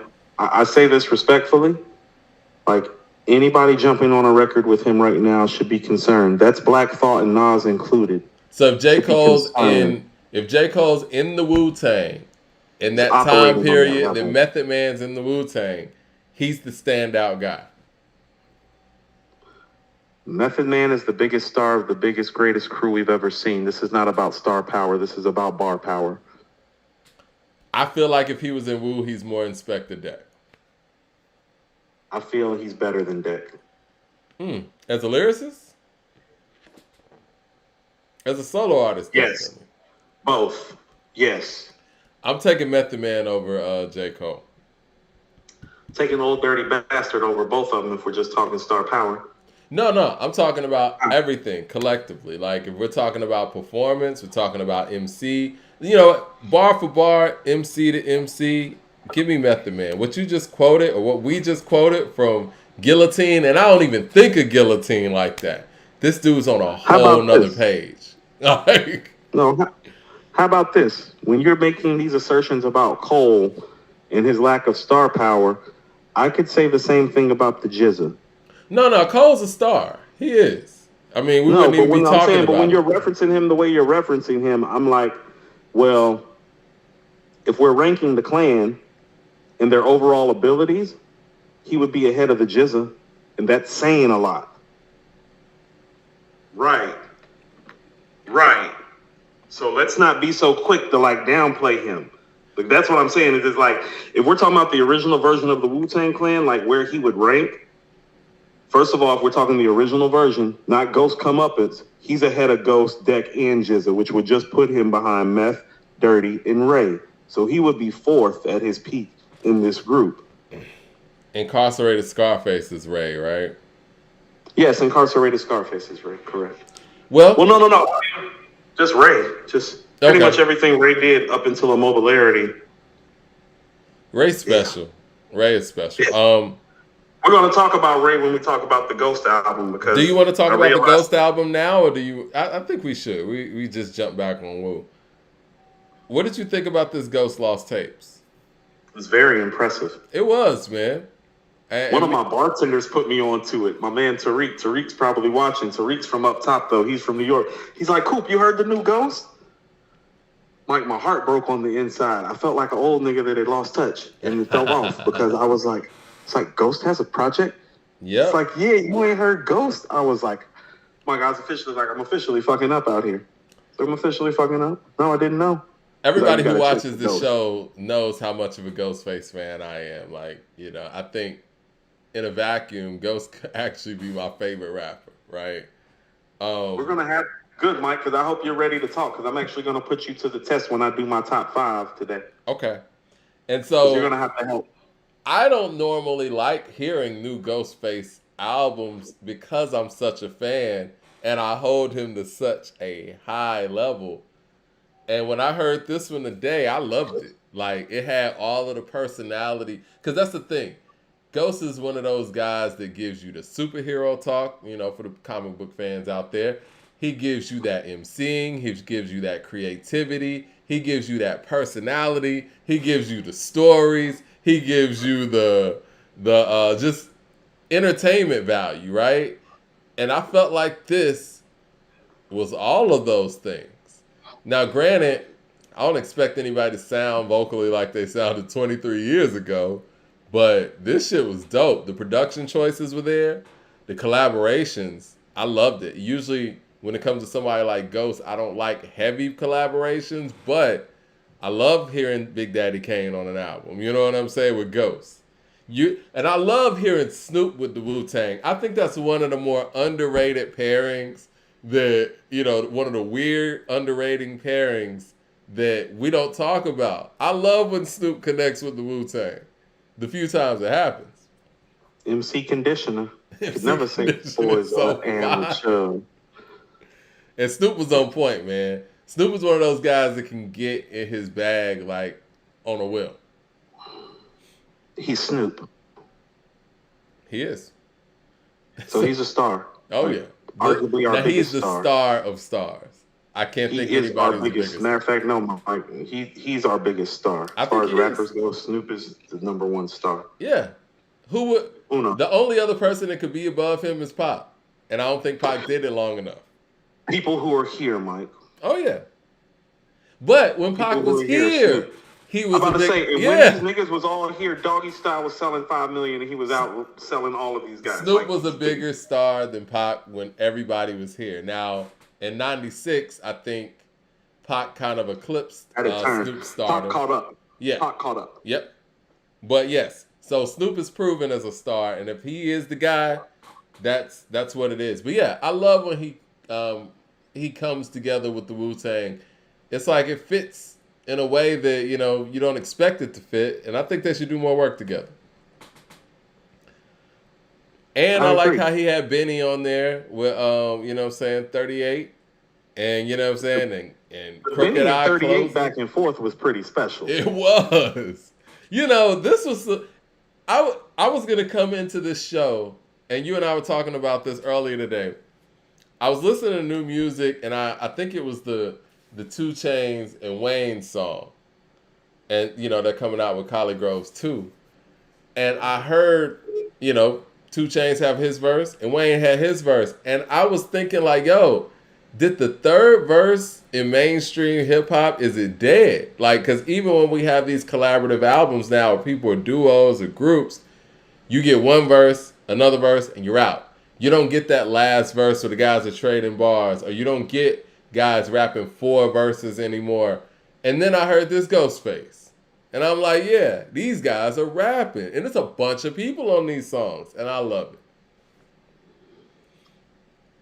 What was striking to me about the album was how well he blended everybody's different styles, but still kept it in his soulful chamber. Yep. And how well it worked. And also how cohesive it felt from the Michael Rappaport intro. Like, even to the little Cream interlude where he's talking about, he's like, if Cream drops today, it doesn't get played on the radio. I'm like, I thought about that, and I was Real shit. I was like, something's like Mike. When he said that, and I heard it today, it made me think it's like, okay, something might be wrong with hip hop. Well, no, there is no radio. That's what it is. Well, here's the reality of the matter, Mike. It's a fair. I don't think that I'm being drastic when I'm saying that Cream is one of our 10 greatest rap songs of all time, right? Yeah, straight up. Straight up, it's a top 10 rap song, right? Like, no matter where you have it, it's in the top 10, right? Yeah.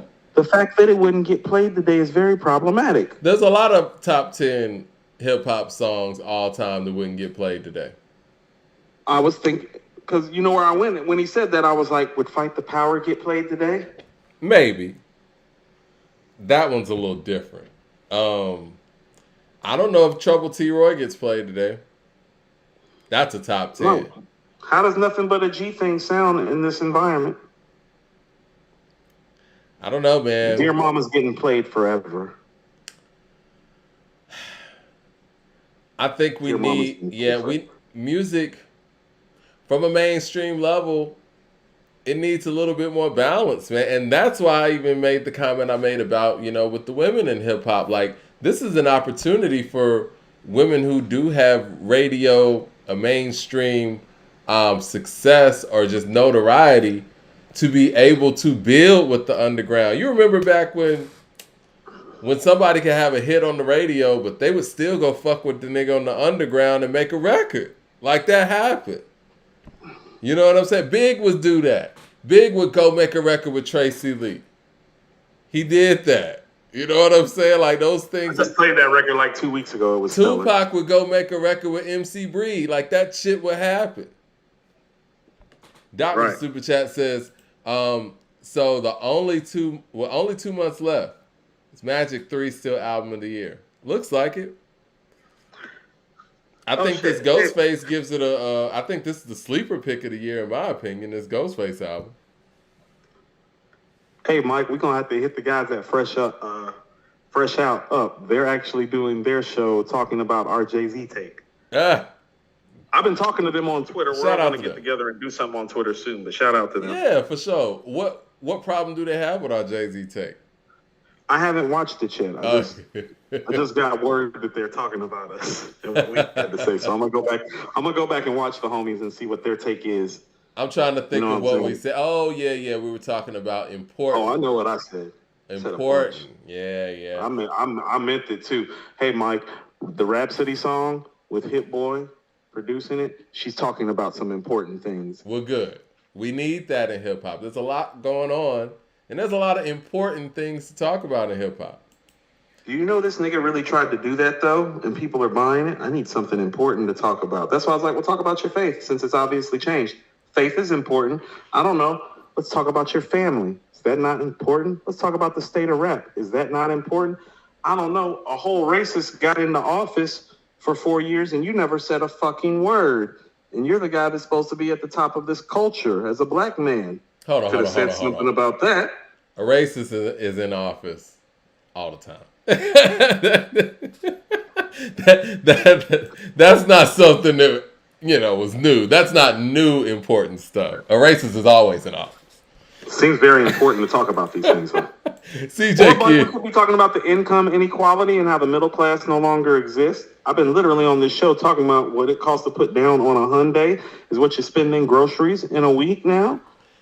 Well, this I'm not joking when I say that. This is the thing when it comes to Jay and his way of making material and making music and way he built his legacy on is basically being able to put us on to something we didn't know about before, right?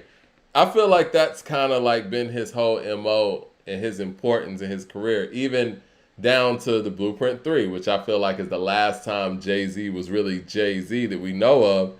He was doing the, DOA. He was telling people that auto-tune is dead. He's leading the charge. I don't think there's anything that he can lead the charge on now to even put people, you know what I mean? Like, what's the messaging with a new album? So this is what's troublesome about what he said. And just really think about this.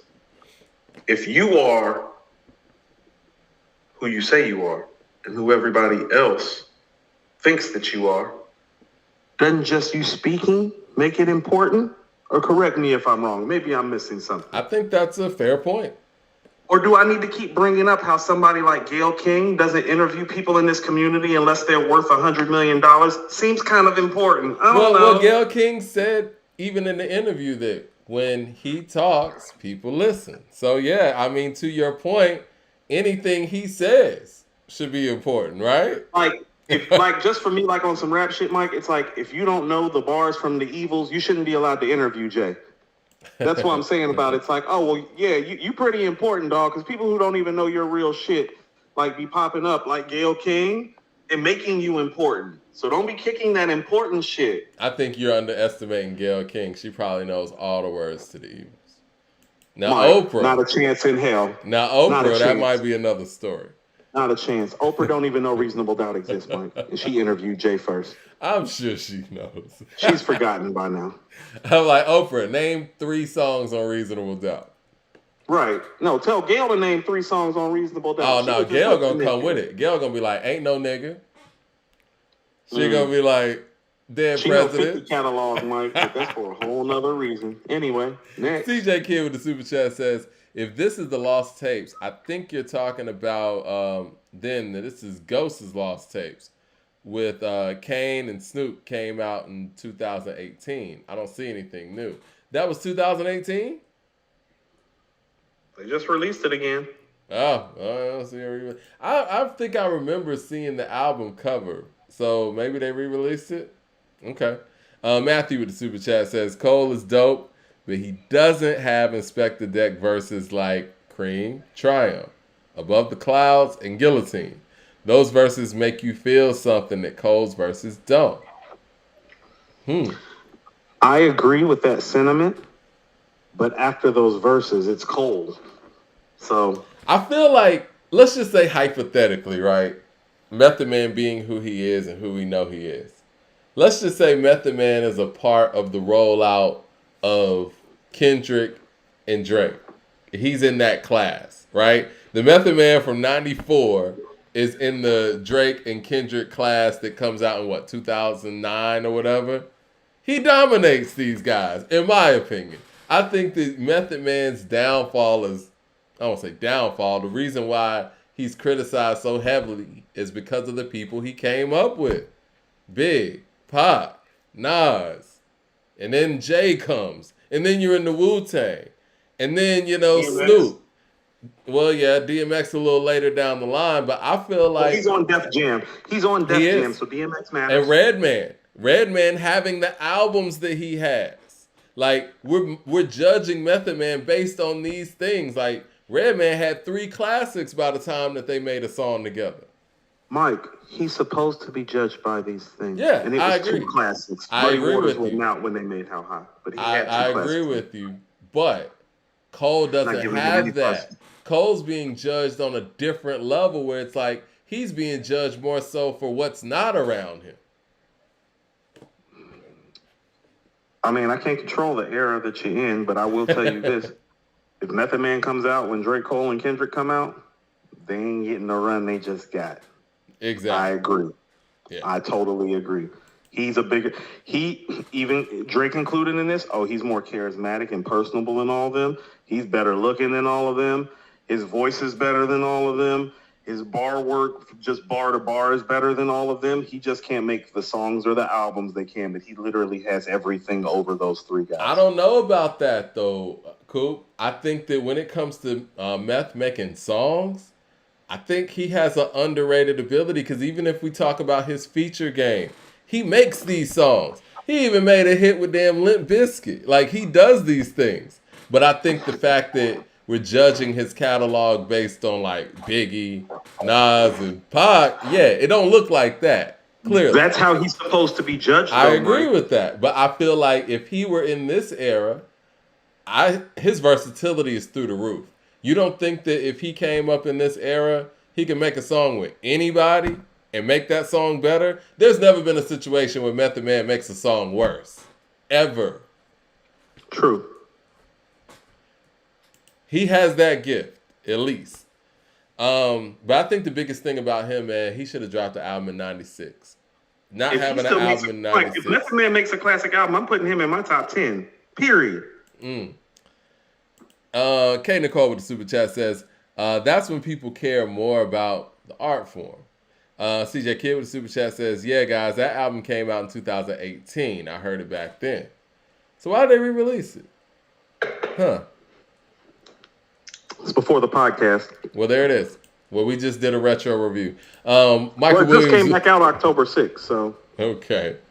Michael Williams with the super chat says, Jay aired out Trump on 444. Mexicanos ain't building effing walls around me and more worried about Trump than anyone overseas. Feel me? No, I like Pusha T's Born Untouchable. I'm like Bono with the edge. In Mexico, fuck Donald and his pledge. Well, right. I mean, you know, Trump's an easy target, right? Kodak Black's catching all kind of heat for a whole bunch of stuff. People saying he needs help, this, that, and third. But he got on Drink Champs and said, yeah, Trump asking for $1 million, he'd give it to him, you know, no problem. But he's not the only one. I think Waka Flocka openly, you know, went out and, you know, what's the word I'm looking for? Endorsed Trump for president 2024. Obviously, we know Kanye and there's a lot of people. No. Let's back up a little bit, Mike. Mm-hmm. Let's talk about whose fault this is. Who's Kanye's? I wouldn't say it's anybody's quote unquote yes, it is. fault. I think the fault lies on one side not doing what people expect them to do, and I think that we've gotten to a point now where I've never seen hip hop on a mainstream, underground, or whatever level, Trump aside, I've never seen hip hop be so openly Republican ever. Like, that used to be a negative connotation to be a black Republican. It was kind of like calling somebody a sellout without calling them a sellout. And you have people from all walks of life in the hip hop community who have no problem endorsing a Republican candidate. And I just find that interesting. And I don't know if that's something that is going to continue or something new, but I find that interesting because I think that the young people have seen the empty promises from a side that hip hop has historically supported for the past 40 years. Well, both parties suck. That's why I'm independent. And I feel all black people in America should be independent because neither one of these parties love us. They don't even love their own. They couldn't get Hillary across the finish line. That's when I got done with the Democrats. It's like, I know that you're racist, but now I know that you're misogynistic and problematic. She's the most qualified candidate in the history of this country. And they pretty much wouldn't let her in because she had a vagina, and her own side co-signed it. So they ain't shit on this side. They ain't shit on that side. Come to the independent side with Coop. But the shit's still Kanye's fault because of the brand Kanye brings to the table. Him walking around with Trump, wearing Make America Great Again hats. No, he's the biggest proponent and the biggest part of the problem of the Trump black Republican thing because blacks have been bringing up Trump in raps for years. Nas, Jay, Meth have all done it. But no one's really endorsed. No one's really endorsed. You know what I mean? They'll say those things, but when you endorse his money, you endorse him because it's the same way Jay gets endorsed. When Jay was out, people were endorsing Jay's money and Jay's business moves. It's like, oh, Jay came into the game with money, right? Well, no, Kanye, Kanye definitely endorsed Trump. But I think that the problem is, like, for some of the older rappers who come from that vote or die era, what the younger people, I would imagine, are seeing is the fact that they'll go out there and endorse a candidate, and then when the candidate gets in and, you know, gas is $1 million or, you know, eggs are like $15, these people that told you to go vote like your life depend on it don't say shit. And I think young people see that, you know what I mean? And it puts a bad taste in their mouth either way. But my thing is, like, if you're going to go so hard for any candidate, you know, red or blue or whatever, at least hold those candidates accountable. And I think that when it comes to the blue side, young people haven't seen that. And I think that is getting them going to the point where they're like, fuck it, get this other guy back in there. You know what I mean? But I've never seen hip hop in this place, honestly. Because hip hop's never had this many people with this much money involved in it, Mike. Hip hop's never had this many people with this many voices too, and I also think that there was also it's the money, Mike. It's not their voices; it's the money. We've always had voices. It's a monetary thing. But all the voices, I think all the voices were saying the same thing, though. You know what I mean? Like whenever that's because they have money. But when they were talking that vote or die stuff, and rock the vote and all that, those are democratic. Those are democratic voting initiatives. They weren't on MTV talking about rock the vote to go out there and vote for Bob Dole. You know what I mean? Like they weren't. Rock the vote did help put Obama on the scene though. With the that community. Was voter. Well, was it voter die? Was that rock? One of those. Yeah, rock the vote was more interviewed him when he was still like a senator from Chicago and all of that. Yeah. And that did help put him up on the hip hop map.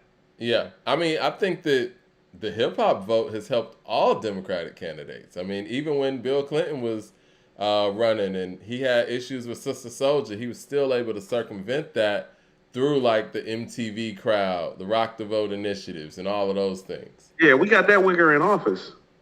Well, on Arsenio playing the saxophone and shit. But again, those things they put a lot of money into those things to make those things happen. But again, I've never really seen a time where actual prominent individuals in the hip hop community are so openly Republican. So I think that's going to make this. I find it so fascinating that all of these black men with money would rather go endorse their oppressor than to financially get behind somebody within their own realm and back them. Do you understand what I'm saying? So I've been on this show saying multiple times that black men with money too often behave like their white counterparts who oppress them when they get money, and the political structure and how these black men move is the prime example, and it's disgraceful. All of them. Well, I mean, I think they're oppressors on both sides. I mean, if you look at the record of the current... Listen to what I'm saying, Mike. Yeah. I didn't say choose a Democrat or Republican. I said choose somebody up in here and get behind them. Like, look at how much money Kanye and Jay got just between the two of them. Well, we can make it happen, but we don't because we'd rather invest into some punk-ass old white man. This is the thing, right? Kanye actually ran, and... I voted for Kanye. People called him crazy. I'm not voting for these white dudes no more. And the fact that, somebody like Common, who is intelligent as Common is, who's from Chicago, Kanye put him in position to be where he is now in that political sphere and on a mainstream level. The fact that he will openly go out there and campaign for Joe Biden, knowing that dude's record over your guy. And again, I'm not out here saying, go vote for Kanye, whatever. But in Common's situation, do you think if he wanted to roll out an initiative for his community or whatever, think he's going to have an easier time talking to Kanye about it or talking to Joe Biden about it? I have no problem with voting for Kanye because, I mean, first of all, musically, he hasn't done anything great for 10 years, so it's not like I'm holding on waiting for music. And, yeah, it's the truth. It's the truth. It's the honest-to-God truth. He's been, in the past 13 years, he's been more of a fashion and political maven than he has been a rap artist. No, I have no problem with voting for Kanye because it's like, no. When I look at Kanye, it's like, well, he's black like me. He's got mental health issues like me. And he always thinks he's right, just like me. Give me that nigga. Fuck these white guys. What would you think people would say about Tupac if he would have ran for office? They would have said he's crazy. Voting for him too. Voting for him over Kanye. Don't make me split the vote. Have them run together. They would have pulled out. They would have pulled out his old footage of him spitting at cameras. They would have called him unhinged. They would have pulled out those records and the charges and things of that nature. So let's not just dump on one individual because it's like if Pac was running, as great as we know Pac is and was, they would be going in on him too. But my problem with Ye running, he didn't have the support of his peers to even, let's just say, because we're not going to agree with everything that anybody's doing, right? But don't you think that, his peers would be able to be like, yo, I don't agree with this, and this, but I support you. Let's think about doing this, this, and this. And these are people that he's collaborated with, whether it be on music, whether it be fashion, events, whatever. You don't think that he would listen to them and try to formulate something? But they didn't even give that level of support a chance. They just went out there and supported somebody who's not going to answer their calls right now. And that's the problem, I think. You know what I mean? Because we always talk about, somebody need to step up and do it. Somebody did it. Nobody supported them. So, Mike, I think we're talking about the same thing. Yeah, we are. We're just talking about it differently. I'm talking about these men who have all these strong opinions and views until it's time to step into arenas where the whole demographics of Black America are affected, and then they just be like, no, I'm gonna go pick this white guy on some real sucker shit, quite frankly. That's what it is. Like, I always bring it back to like eye level. It's like, well, if we was outside and you told me that you wanted this, and this for our community, and I heard it musically from years through you, and then you finally acquired the wealth and the resources to make some of these things happen, and you didn't do them, I look at you the same way I look at the oppressive white man, because what are you doing that's so different? Yeah. Well. Hey, sucker nigga, wherever you are. I'm very disappointed. I'm very disappointed in the lack of support from his peers that Kanye got in trying to take such a big step, And these are people that would always probably call him for a beat, a feature. All these people that was crying to get on Donda. But I will say this though. I think the younger generation, which is more disturbing, the younger generation was more prone to support him than the people that he actually worked and built and knew and had a real relationship with. No, that's what I'm saying. How about this? If a motherfucker like Ronald Reagan can be an actor and become president, don't tell me Kanye can't. Yeah. That's what I'm saying, because if you're telling me as a black man that that's not possible, then what you're telling me is that this racism is too real and we don't need to be here if that's the case. It's just not possible. You know what I'm saying? You don't get to skirt the other shit just because you don't want Kanye in office. And I understood that. That's why I voted for him. Mike, have you heard anybody on any of these podcast platforms be harder on him than me? I still voted for his ass because it's different. That's my musical opinion. But if I'm going down on a ship, I'm going down with my brothers, not some fucking old white man I can't trust, because at 42 years old, I fucking know better about this country. Now, what the fuck is wrong with us? Mad Max of the Super Chat says, Hillary said all brothers was predators. I would never co-sign that. That B, she can catch a hot one. Glad Trump won. I like my enemies to be real. It's Mad Max. That's the younger generation speaking right there. Stefan Youngblood with the Super Chat says, what up, Coop and Mike? What up? Jermaine Johnson with the Super Chat says, Ye don't deserve to have support from his peers. Why not? He supported them. I didn't. And, and honestly, man, when we talk about him, and I know that, we're not supposed to be talking about this individual, but he has helped out damn near everybody. If we talking musically, these guys, and let's talk, man, Common, really? Okay. Like, really? Let me break this down for people. Let's say, Mike, like everybody knows, I'm a tennis fan, right? So let's say, Mike, we don't do according to hip hop. Let's say this was like according to basketball, and I helped you build out your own league and team, a la the Big Three, and that's what according to basketball. All right. I leave according to basketball and all the things that we built up and all the wonder relationships that we've built to go start a tennis league. Okay? That's a spectrum where blacks are not as prevalent as whites. Kind of like politics.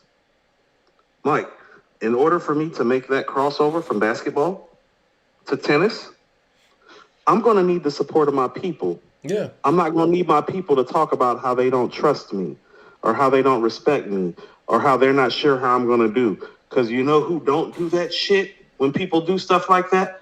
White people, black people. You foolish ass, Like, for real, it's foolish, and we got to stop being so fucking ignorant. This game is won by numbers and galvanizing together. I've said this to you constant times, Mike. Two white men who do not know each other will meet at a bar and have drinks. And by the time they leave, they are giving each other's children's jobs in their respective companies.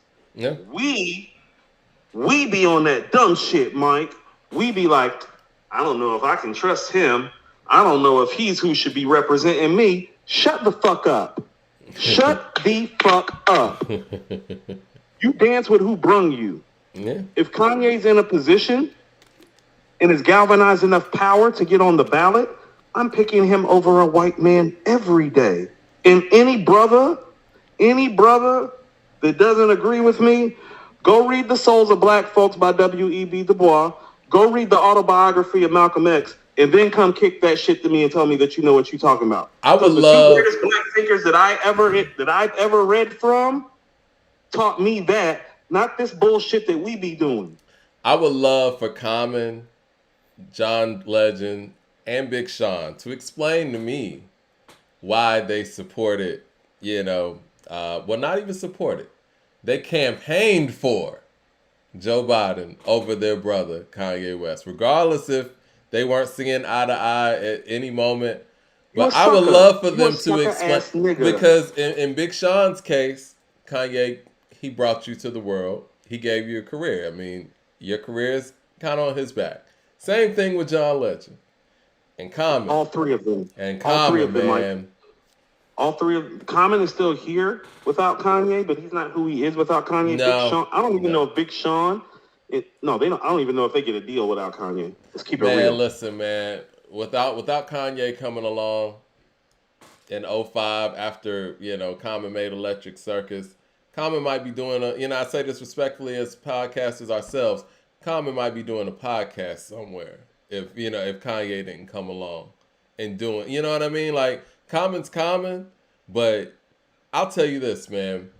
My mother and people who are just pedestrian hip hop listeners, they wouldn't know who Common is. They wouldn't. They didn't. A lot of people told me they thought B was his first album. Like, shit. Okay, so let's go. So, how we get here with Kanye again? God damn it. So, because Kodak. This is what I'm saying, though. And you're right. Don't nobody know no damn Big Sean and Common outside of these specters and these walls like that. But tell me why, when Kanye was doing all of this, the Jay-Z's, the Ice Cubes, Jay Princes, Pharrell, Tim, all you niggas with money. That's how we doing? Because I hate to be the one to break it to people. You know how Black Wall Street got built, right? Greenwood, Archer, and Pine in Tulsa, Oklahoma? Yeah. A black man wanted to build something. Two black men wanted to build something. The community got behind them, Mike. Exactly. They couldn't build it alone.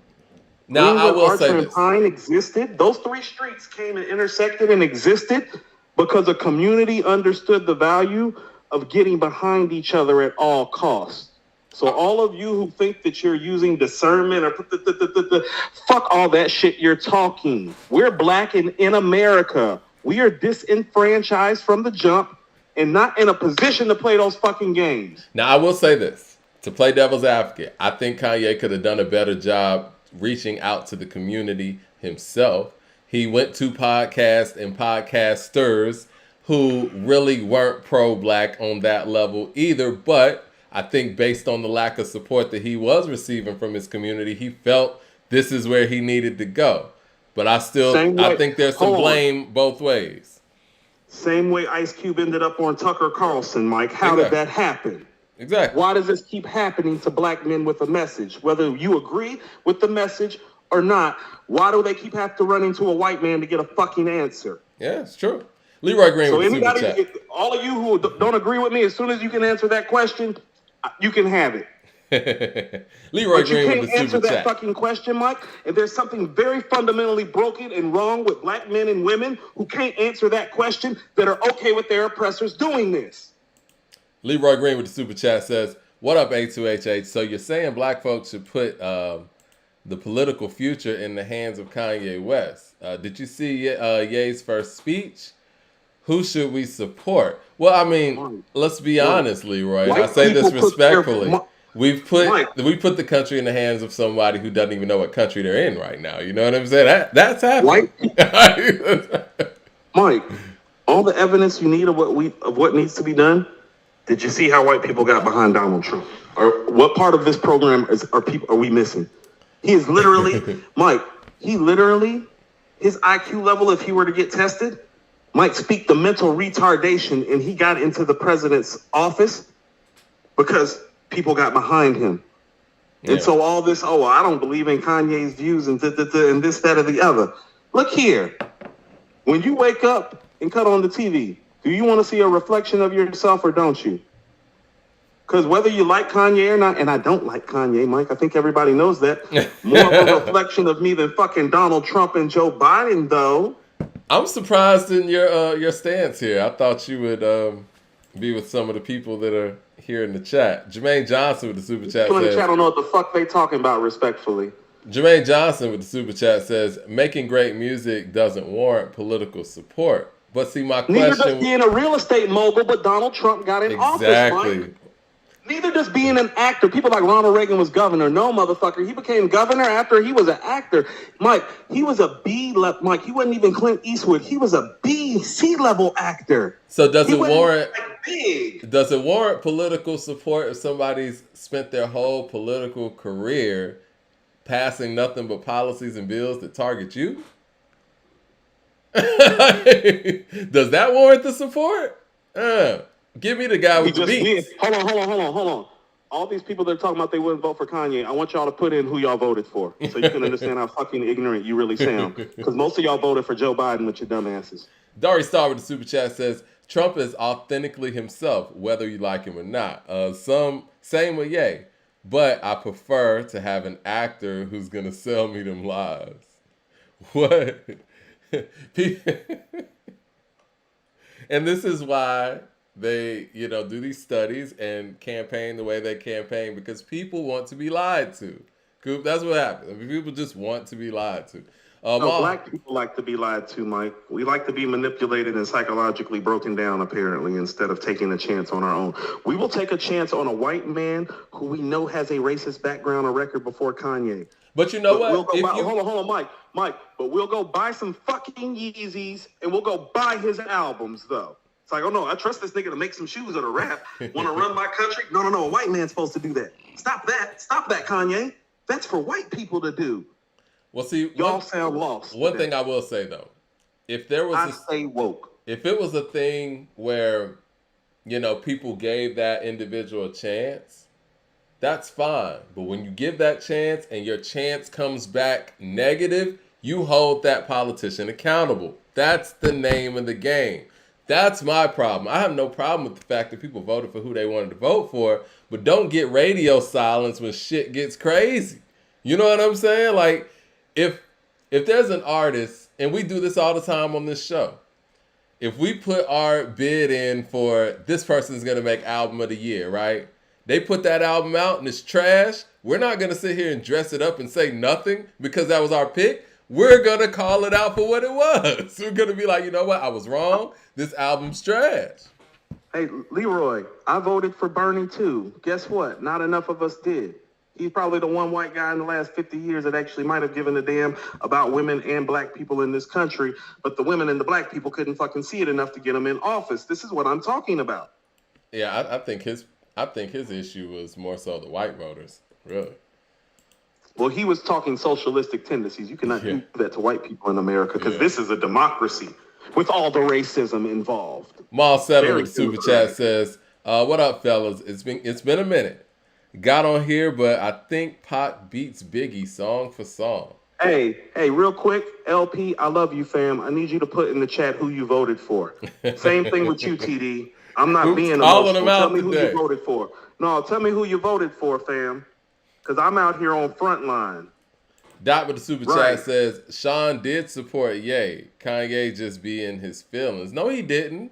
No. We were covering that. Big Sean was openly campaigning for Joe Biden. He was.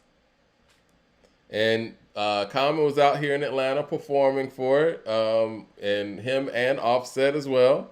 And then they did an encore when Osnoff and Warnock were running and doing their runoff. They went and performed again. LP with the super chat says, and y'all see John Legend all the time, so I ain't even got to break that down. LP with the super chat says, what was Ye's economic policy, foreign policy, budget? What was Joe Biden's? Like, come on, man, don't do that. But see, this is what You see how? Hold on. Watch. Pause for a second. This is what I'm talking about. When I'm talking about people behaving like they're oppressors. Whoever asked that, you sound like a news anchor from Fox. What the Mike? Let me finish his super chat. What was Trump's foreign policy other than if somebody bothers us, it's bombs over Baghdad? I mean, what the fuck was his policy? Look, we see what the foreign policy is here. Do y'all agree with that? LP with the super chat says, what was Ye's economic policy, foreign policy, budget? Let's not talk budget. Jesus. So we're supporting to support Ye because we like his beats. This shit is bigger than who you like.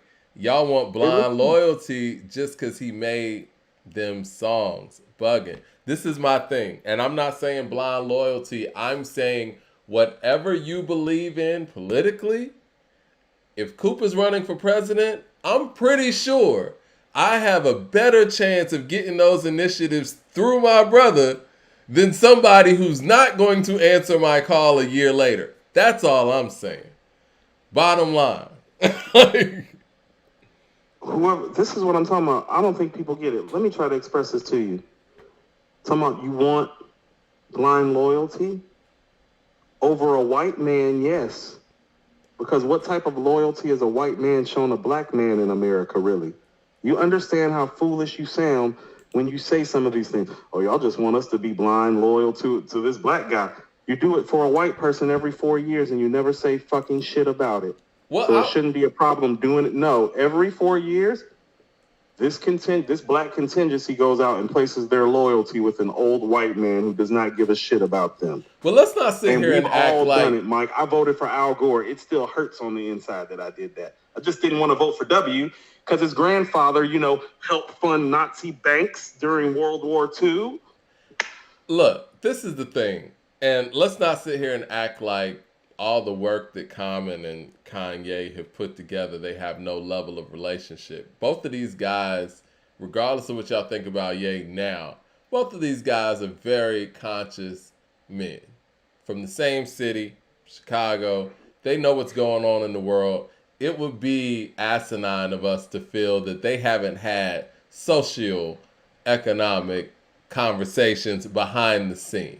And to think that you have one of those guys that you've had these conversations with, that you've agreed and disagreed with, whatever, actually in position to run for president and you didn't support that, come on, guys. Like, take Kanye out of it. Let's just say this is just a random person that they're close to with each other, right? They've done work together. They've actually covered these topics together. It's not about just beats. It's different.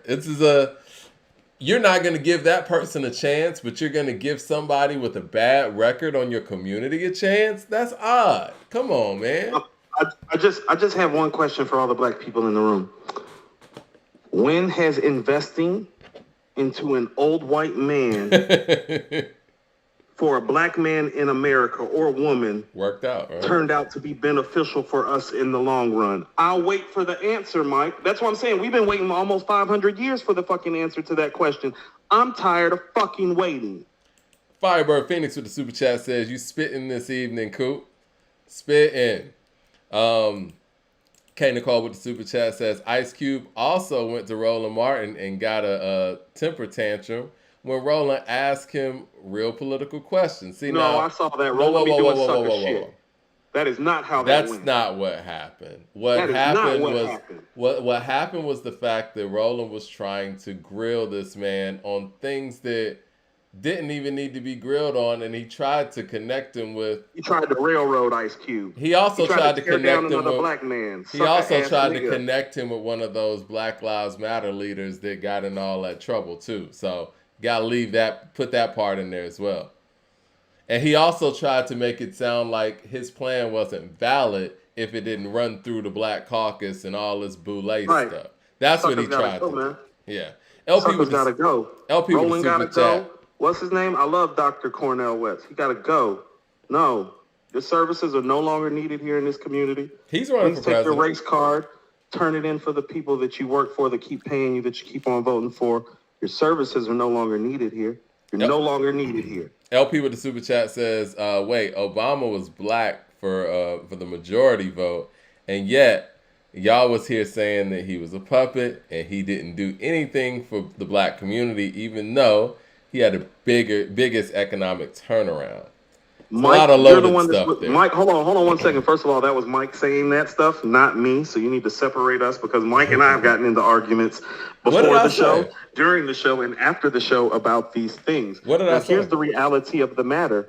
Obama did not do a lot of things policy-wise we would like to see in the black community, but he was a great fucking president for this country. Unlike these sorry-ass old white men we've been getting the entirety of my existence on this earth. Let's run them down since I've been alive. I believe when I was born, Jimmy Carter was still in office. And then it went to Ronald Reagan. And then it went to George H. Bush. And then it went to Bill Clinton. And then it went to George W. Bush. And then we got Obama. And then they followed up Obama with Trump and somebody who helped create Social Security when FDR was in office. This is what I will say, man. And obviously, as a person that follows politics, bunch of sorry-ass white men. I'm critical of anybody that's in office. And many of the people that I voted for, I've been critical of. I voted for Obama twice. And I think that if you want to talk about being a great speaker, and somebody who seemed to genuinely care and give you that aesthetic of professionalism in the White House and in the highest office, he did an incredible job. And he's tough to match on that level. But who's been the best president in the last 50 years? Let's be honest. Not because he's black. I think it's Obama, honestly. It is. I mean, everything considered. Like, objectively speaking, he's been the best president the last 50 years. But to my point, no president's ever done anything really beneficial for the black community, him included. So I don't think that's a knock on him. That's just the office. And that's just the reality of it. So, yeah. Dari Star with the super chat says, Mike, read my message right next time. I'd never say I want to be lied to. I said other people prefer to be lied to. Sorry, Dari. Sorry. We, in this community, need to understand that although we have risen, we are still a small part of this populace, and we are still disenfranchised, and we need to behave like it. They literally try to burn down or take everything great that we do in this country. Why do we not understand this in 2023 collectively enough? It don't have to be Kanye, Mike, but my whole thing was guess who was available to me? Kanye or my oppressors? Give me Kanye. At least I can roll up on Kanye and be like, yo, nigga, you're tripping. Will you stop? Can you stop? Mike, when we try to have that conversation with old white men, they don't even respond. Oh, no, you're not even getting in the door. We're going to get a response from Kanye, because Kanye going to come out and snap back at you and be like, y'all ain't finna keep on treating me this way. Right. Let's talk about this shit. Let's talk about it, Kanye. Man. And you know how bad, I want the chat to understand how bad this is. If y'all have been watching this show, I've been harder on Kanye than anybody else. And y'all actually have me out here supporting Kanye live on TV. That's how disenfranchised we are, and that's how lost y'all seem to be like when it comes to this. Like, Mike, I'm one of those people. How about this, Mike? I'm going to tell you something my cousin Six told me a long time ago about the west side of Charlotte. West side of Charlotte's broken up like into three parts. There's like Freedom Drive, Tuckasegee part. There's like the West Boulevard, Clanton Park side that we're really from. There's a Beatty's Ford part I went to high school and kind of came up on. Mike, we be having beef on the west side back in the day. You feel me? Like, niggas over here wouldn't like the niggas over here. Mike, let us be out at the club and the nigga from the east side or the north side try somebody from the west side. The beef's over for the night. We about to stomp them niggas from the east side out tonight. Because what you not about to do is come on the west side and fuck with us. Yeah. We gonna fuck with each other, Look, listen, Mike, we gonna fuck with each other. Oh, we might have beef with each other. We might kick in each other's door. But if you fuck with us, Mike, and that's why I love the West Side, and I still claim it, even though I was raised more in Atlanta. Oh, no. If you fuck with niggas on the West Side, they will stop beefing and come get your ass. It's like siblings. Leroy Green with the super chat says, but it's also called love, Mike. Yeah. It's also called community. It is. You're right. Leroy Green with the super chat says, I voted for Bernie because that was, what he said, a veiled vote for Killer Mike. So, who you got better than my vote? Who you got better than my vote? Killer Mike is Killer Mike. I mean, that's who he endorsed. Dari Star with the super chat says, I personally want Kanye in office. I believe in him more than I believe in these white folks. CJ That's Kidd. all I'm saying. That is literally all I'm saying. It ain't that hard. CJ Kidd with the super chat says, it literally goes like this. It's like, who is that? Oh, that's some niggas from the other side. It's like, oh, we don't fuck with them today. We got our people right here. CJ Kidd with the super chat says, I never seen Mike laugh so hard in this moment. CJ Kidd also says, shout out to Coop for the vast knowledge. We got Jermaine Johnson with the super chat says, I'd vote for Joe Biden 100 times out of 100 over Ye. I'd vote for Coop 100 times out of 100 times. I'd vote for Killer Mike. Sorry, but I'm not voting for Ye. Okay, there you go. I feel you. I can't stand Ye more than all of y'all, and that's what I'm saying. Y'all got to put that to the side. Y'all love Kanye more than I do. Believe that. LP with the super chat says, maybe the closest person to him is not supporting him was a sign. They did have those convos with him and knew that he was bugging. We only saw a small portion. But see, my thing is, LP, is like, in that situation, when you're able to be that close to somebody and talk to them and have that relationship with them, talk to them and get them on course. Or like Coop said, that's community building at that point. You can't be that unhinged, quote unquote, to the fact where nobody, even your peer group's not able to talk to you. Like, come on, man. It ain't that. So this is what I mean about how a community works, Mike. Let's bring it back to our According to Hip Hop circle right quick. You and I have been doing shows from home for the better part of the past month. But part of the reason why we've been doing the shows from home is because we all collectively at According to Hip Hop had a meeting and we realized we weren't doing the best by our studio show. And so we all sat down like grown-ass black men, because the woman that's involved wasn't there. Shout out to Leah. And we came with a game plan and gave everybody stuff to do so that we could fulfill the vision and the goal. And so, although According to Hip Hop says Mike D and Coop on every streaming platform and on the whole team got together and decided, it's like, yeah, we should have did this better. We shouldn't have did that. We need to run it like this. We too late about this.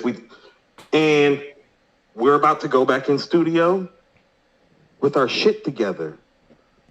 But we dealt with it like a community, like a family. And it's not that hard.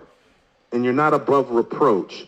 And so whether I like Ye, whether you like Ye, whether the people out there like Ye, he's part of this community.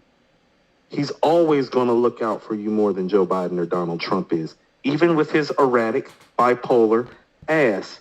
Mike, it's a fact. And you want to know why it's a fact? Because we literally have a lineage of presidents. And quite frankly, it took Oprah putting all her money behind him to get a black guy in. It took the richest black woman in America. And it just took time and circumstance, right place, right time, just to break up what is a blatant pattern of racism. You can go look at President 1. Where are we at now? Racist. Mike, Andrew Jackson is on the fucking $20 bill. He used the word nigga more than me and you did. And he didn't like Indians either. He's an awful human being and an awful racist man. And he's on the $20 bill. He's on some fucking currency. I need us to wake up. We got racists on currency. Thomas Jefferson, can't stand the nigga, but love to fuck our women, don't he? Hey, man, history lessons, right? Patricio with the super chat. $20 super chat. 21. 21. Says, what up, Mike? Cool. He said, I finally caught a live show from Chicago. This hip-hop political talk is entertaining. LOL. Coop, you got me cracking up. Coop, I can't lie. I voted Joe Biden. LOL. I'll consider my Chicago brother Ye in 2024. He's not running in 2024. He said he shouldn't run. Yeah. And is Kanye a good choice for the black community? Probably not. But I'm going to take our poor choice over their choice, because here's what I know, Mike. I already know in regards to our community, their choice is already a poor choice for our community. We have historical, empirical data that reflects it. Yeah, nothing really shows us otherwise. You know the two presidents, you know, I forget what's his name. James Buchanan got impeached before Abraham Lincoln got in office. The next two presidents, I forget the guy. I know Ulysses Grant is the 18th president, but the 17th and Grant, like, they did everything in their power to try to reverse everything Abraham Lincoln did. They sure did. Like, do people know that? It's like, they tried to reverse all of that and keep us enslaved, right? They literally tried to start slavery over after Lincoln got killed. Like, they literally killed Lincoln for freeing us. Why are we missing this? Andrew Williams with the super chat says, they will murder their own about oppressing us, Mike. He was arguably the greatest president who had ever lived for them, and they still murdered him about freeing us. What more evidence do you need not to trust this demographic? They killed their own about our freedom. That lets you know how they play ball. Andrew Williams with the super chat says, Coop is telling the absolute truth. You know, we like 2 hours in. We didn't even get to your top 5 yet. You got the cigar today. You're smoking right now. You know what I'm saying? Niggas is piping hot. Top 5 rappers that should be president over these old-ass white men. Let's go. Change the top 5. All right. Top 5 today. Coop has his top 5 Wu-Tang. Was it Wu-Tang albums or solo albums? Solo albums. Okay. Top 5 Wu-Tang solo albums. Okay, top 5 Wu-Tang solo albums. What we got? I'm going to need your help because we got a little tie at number 3, and you know what it is. But I've got an idea about how we can finally break this tie. Mike. Yeah, we got a poll.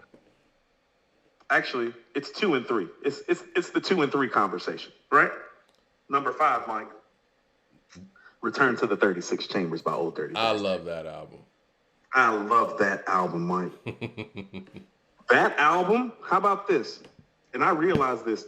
To start off, to Return to the 36 Chambers, might be the best start off as far as like the first 6, 7, 8 songs of all the Wu-Tang solo projects, Mike. It starts off brilliant, Mike. That album is a masterpiece as far as being able to be completed. Like, we talk about, artists who take forever for their projects. The fact that they were able to get Old Dirty Bastard in the studio and to record a whole album and actually complete it and it actually be a banger, that's an amazing feat. Oh, Mike. All bullshit aside. The first 6 songs on Return to the 36 Chambers are either classic songs or all-time great songs. Shimmy Shimmy Ya, Brooklyn Zoo, Yep. Baby Come On, Hippa to the Hopper, Raw Hide. That's the best start to any Wu-Tang solo album, Mike. Including the Purple Tape. I ended this poll, and it ended 50-50 with 150 votes. Forest Hill got 50%, Damn got 50%. That's crazy. Hold on. I don't know who Tom Izzo is. I be seeing you in the chat, fam. I appreciate you. No, fam. I got gears for days and I got levels for days. But tell me who you voted for, or shut the fuck up. All right. Number 4. Mike. Iron Man by Ghostface Killah, Mike. Celebrating the anniversary. Yes. We're gonna have some Iron Man talk, Mike. So I'm gonna hold. No, we can go. I don't think we got enough do the time. Iron Man anniversary talk right quick. Well, since Iron Man is celebrating what? 20. What? It was 96. 27. 27 years. What are the 3 best songs on Iron Man, Mike? Daytona 500, All That I Got Is You, and Iron Maiden. We have 2 of the same 3, Mike, because I believe Iron Maiden and Daytona 500 are 2 of the top 3 as well. Mm-hmm. Mike, there's something about Fish from True Master. Fish is crazy. Fish is crazy. I thought you were going to go Toss KMA. salads and make rap ballads. That was one of the best intro lines I had heard, like, at the time when he came in like that. Yeah. I think that album, it's kind of underrated. It is, Mike. It seems crazy to think that about Iron Man, but you want to know why Iron Man's underrated, Mike? Oh, I know why. Because the album I got at number 3, Mike, and that's Supreme Clientele. I like how you put the poll up, Mike. You already knew where I was going, right? Yeah. So I have Supreme Clientele at number 3, Mike, but I'm going to give you the opportunity to change my mind. And here's what I'd like to do. Let's see. No. I'm gonna list and name all of the tracks on Liquid Swords, and I want you to tell me how many classic tracks you hear. Okay? Is that fair? You seeing where I'm going with this? Okay, go ahead. Liquid Swords. Do you think the song Liquid Swords is a classic rap song? I think it is. Duel of the Iron Mike. I see where we're going here. This is kind of the It Was Written and Ready to Die thing. Yes. So I find the albums to be comparable. I'm gonna let you go. No. Is Duel of the Iron Mike classic or not? You know what? I gotta up the level of classic here. So no. That's fine. I actually like Duel of the Iron Mike more than Liquid Swords personally, the song. But I feel you. Liquid Swords is more iconic to people. Living in the World Today, Mike, I'm pretty certain you think that's a classic. Yeah, right? It is. Stevie Wonder, you know. Yeah. What about Gold and Cold World? I love Gold, but it's not a classic. I think Cold World is. Okay. What about Labels? Yeah, I think Labels is. Fourth Chamber. Yes. Shadow Boxing. Of course. Killer Hills 10304. I think that is actually. Me too. I think Killer Hills 10304 is arguably the best song on the album and maybe the most underrated story ever. So, Mike, we're at track 9, and you said 7 of the songs are classic. Investigative Reports, Mike, do you think it's classic?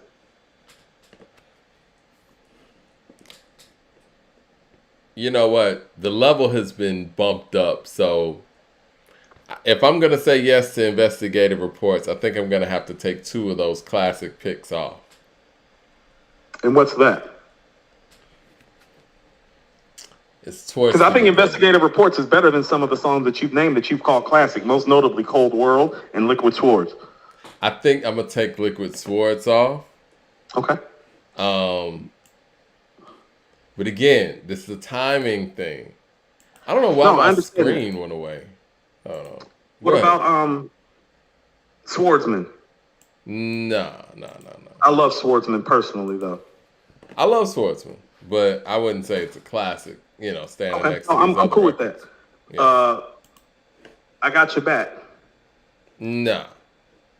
I Got Your Back was the original first single. They actually think made I Got Your Back in like 93 or 94. It sounds like it. You can kind of tell, too. It was the first track. Yeah. What about Bible? Bible's a classic. Mike, so 8 of the 13 tracks are classic. Now let's go to Supreme Clientele right quick. Because that's always been my thing. It's like Supreme has an album, feels like a more full album, but it's just not more classic material, and that's why I'm never able really to put it ahead of Liquid Swords like that. Now let's go to Supreme right quick. Let's go. Do you mind? But here's the thing, the same way, because I'm a Liquid Swords guy and you're a Supreme guy. So the same way that I got to name, you got to name the classics on Liquid Swords, I get to name the classics on Supreme, and that's how we're breaking this Okay, that's fair. So you got 8 right now on Liquid Swords. Right. Nutmeg. Yes. Nutmeg is classic. 1. It's my favorite Ghost song, of course. The double planting fear inside the black babies. Saturday Night. No. Saturday Night's dope, but yeah, I agree. Ghost Dini. You think Ghost Dini is a classic. I kind of feel about Ghost Dini the way you feel about Duel of the Iron Mike. It could be, but it's not mine. But we can go back and revisit in a second. But you got 2 right now. Huh? Apollo Kids. No, and I like Apollo Kids more than you do. Yeah, Apollo Kids is not. But it was the first single. The Grain. No. Buck 50. Yes, hell yes. Buck 50 hell yes. classic. Mighty Healthy. That goes without saying. Easy. You got 4. Stay True. No. Yeah, I'm with you on that. We Made It. Hell yeah, Mike. Make me want to pop something. No champagne. Deuce 5 on me. Weed and cracks on me. Oh, Jeez. I ain't trying to mess my little bread on y'all. Even scuffle with you. Ain't spread up. If I gotta go out, you know I'm gonna show out. You gonna fuck around and get your whole back blown out. Stroke of Death. Almost, Mike. I personally love Stroke of Death. Yeah. It's almost there. That's one of those Wu-Tang feels. Like, it gives you that old Wu-Tang feeling. How about this? If it's the Wu-Tang vibe that it gets you that reminds you that it's not at the level of a fourth chamber. Okay. Right. Malcolm. I love Malcolm, so I'm gonna give it 6 right there. Okay. Because I think Malcolm is a classic. Child's Play. I'm not as big on Child's Play as everybody else, so I'm gonna say no. Okay. Wu Banger 101. Yes. Shay Shay Lagos. Yes. Well, there it is. So we're tied. Mm-hmm. And I'm gonna tell you what, Mike. You didn't pick the songs, but you did pick the same number of records that I thought I was gonna pick, and that's why I'm gonna tell you Supreme Clientele and Liquid Swords are still tied. So we can just put them tie for 2 or tie for 3 or however you want to run it. Well, Supreme Clientele is beating it in the votes. LP with the super chat says, the kid with the most knowledge will attain the top dollars. Hold me down. Hand me my cake. Dusty Baker activate. Fuck your corny debates. I'm like, wait, or maybe like $10,000 rabbits. Yeah. Mike, the way Jizza started off Wu Banger 101, Digi stance, made the CD enhance. I move with the speed and strength of ants. It's like, that's a classic. Check. As soon as he said that, I was like, go ahead, check. But see, this is why Method Man is so important too. Him being on $150 and all the people that's on there, he's the star. He has to set it off, and he sets it off right. Like, Supreme Clientele. yeah, it's like who I'm is the phenom. Y'all niggas can't live. Who I'm is. You ain't got shit. Something got to give. Y'all done flipped y'all wig, blacked out the crib, die and live for my niggas and my badass kids. Freeze. Looking at your ice like. I'm plotting on a mousetrap about to snatch the cheese. I heard you kids is about that. Psychotherapy. You bugging. Where the couch at? Woo till they bury me. Never tell a lie like George with the cherry tree. Now it's cherry pie. If it ain't broke, let it be. Ain't nothing nice in. New York, sticky for your cake and your icing. What do you say, Mike? Yeah, like man. George and the cherry tree? You see how our oppressors are indoctrinated in our brains? Mm-hmm. Method Man is the feature king. I agree with that. All right, so number one, you got the purple tape, right? It's an easy pick, Mike. There it is. That's the top 5 hip-hop album of all time. It is. It's top 5 hip-hop album, Mike. So I guess we're putting Supreme at number 2 because it's winning the vote and we're 50 votes in. So we're going to go Purple Tape 1, Supreme 2. Holla's going to love that because he's the Supreme Clientele lover from our old rap crew, like you. So Purple Tape, Supreme, Liquid, Iron Man, Return to the 36, sir. Top 5 Wu solos. There it is. Man, I think we're about to get up out of here, man. You know, we like 2.5 hours in. How did this happen? Mike. We had a very important conversation I feel like we needed to have, but I don't want to let your what topics did we miss? Because I don't want to let your kind of verse, our bar work breakdown. I feel like we need to do it because look at what we're doing. You know what the bar work breakdown for the day was? It was actually Method Man shadowboxing. Shadowboxing. Look, if we didn't plan any of this, so this is a Method Man show. Shadowboxing last week, but everything happens for a reason, so it's probably supposed to happen this way? Yeah. You want to go first? First Mike, verse I or like second the first verse? Hold on, Mike. You like the third verse. I like the first verse. Can I spit the first verse and you do the third verse? Yeah, sure, we could do that. Breaks down to the bone gristle. Ill speaking scud missile. Heat sinking. Johnny blazing. Nightmares like Wes Craven. Niggas coming. My niggas gunning. My third eye seen it coming before it happened. You know about the fucking statin kids. They smashing everything, huh? In any shape, form, or fashion. Now everybody talking about they blasting. Is you busting still or is you flashing? Talking out your asshole. You better learn about the flow and peasy afro. To Italian stallion. Chinky eyed snot nose. From the gnats to the bunion on my big toe. I keeps it moving. Know just what the fuck I'm doing. Rap insomniac. Fiend to catch a nigga snoozing. Slip the cardiac arrest me. Exorcist hip hop possess me. Crunch a nigga like a Nestle. You know my steez. Burn to a third degree. Sneaky ass alley cat. Top pedigree. The head toucher. Industry party bum rusher. You don't like it, dick up in your fuck you.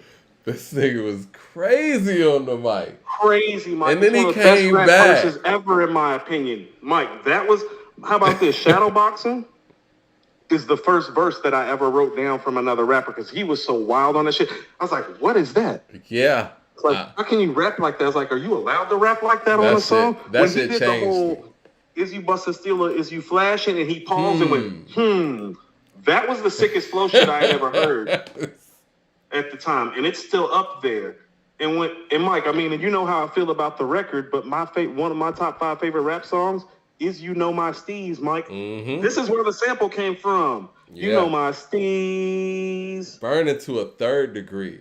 Sneaky ass alley cat. Top pedigree. Listen what he said. Alley cat, top pedigree. Are you getting the entendres, Leroy? It's insane, Leroy, man. Remember when I told you meth can match J with the entendres? You want some evidence? Shadowboxing.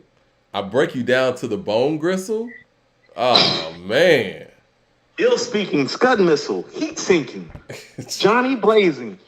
That's great. Changed my life. Nightmares like Wes Craven. Changed my life. Yeah, changed my life too. I guess I got the 3rd verse there, huh? But my mind started clicking. And the strategy is mastered the plot thick. It be that Wu shit. I don't give a cop picking. Fuck about another nigga trying to size a nigga up. I hold my own. Hard hat protect the dome. Look at mama baby boy acting like he grown. No time for sleep, I get deep as a baritone. Killer bee that be holding down his honeycomb. Lounging, son. Woo brother number 1.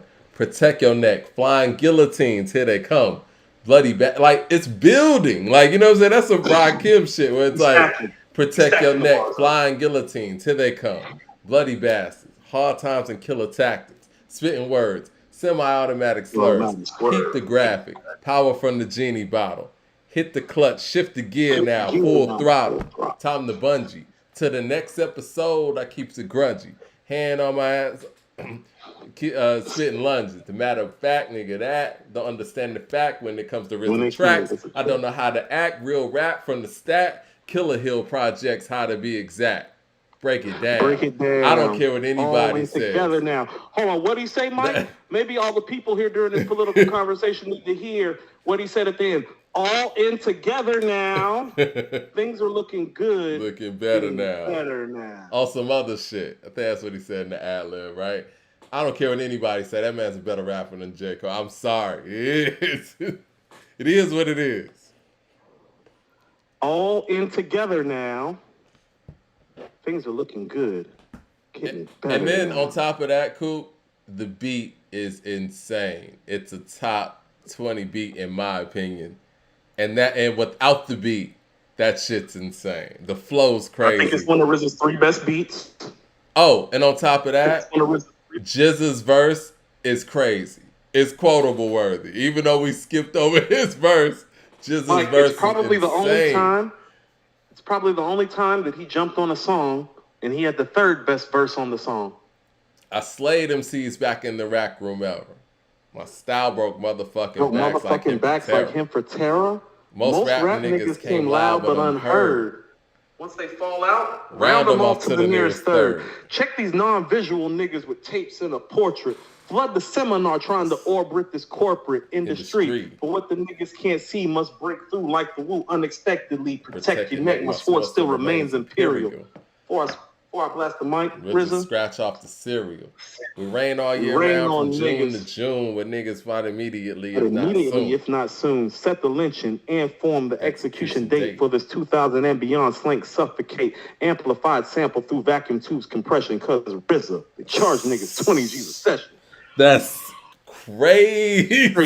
It's crazy. Yeah, man. Those guys are elite. All right, well. Shadowbox is just one of the best rap songs ever, Mike. Like, period. It's just, yeah, when I heard that, man, I knew whatever this hip-hop thing was, I had to be down with it, man. Like, so how about this? That stretch, the 4th Chamber, Shadowbox, and Killer Hill, some investigative reports, that's my favorite stretch of any Wu-Tang project. That's why I love Liquid Sword so much. Those 4 songs, I'm like, oh. I ain't mad at that. Think about it. Prime Ghost, Prime Ray, Prime GZA, Prime Meth. 4 songs. Yeah. And yes, Jizza went nuts on that record. I don't want to just highlight Method Man. I mean, we could break down all of that. But yeah, I like our little bar section, man. We got to do that every show. My styles broke backs like him for Terra. The old wrestler, Mike, you got to know your wrestling shit to know what he's talking about. Him for Terra? That's an era before our era wrestling. Him for Terra, like that's before Ric Flair, Mike. Right. All right, man. It's almost 10 o'clock, man. Let's get up out of here, man. We appreciate y'all rocking with us. I know we went on a tangent, but it was necessary, right? Hit like and subscribe. You know, hope we didn't lose no subscribers. What did we miss, Mike? Did we miss anything important that we were supposed to cover? Let's see. I feel like we did miss a couple things. So, we talked about the Kodak. We didn't really go into depth with the Biggie and Pac thing. But I know we're going to build that up because we're going to get that station head going. But everything else, yeah, we hit. We'll do that Wednesday. We'll talk Biggie and Pac on Wednesday. Yeah. We could do that. That's an everlasting conversation. Because you want to know what it is? That is a true style and substance conversation. Right. Because one guy's substance is untouchable, but one guy's style is untouchable. Mm-hmm. All right. Well, hit like and subscribe. Appreciate y'all rocking with us, and we're going to see y'all Wednesday.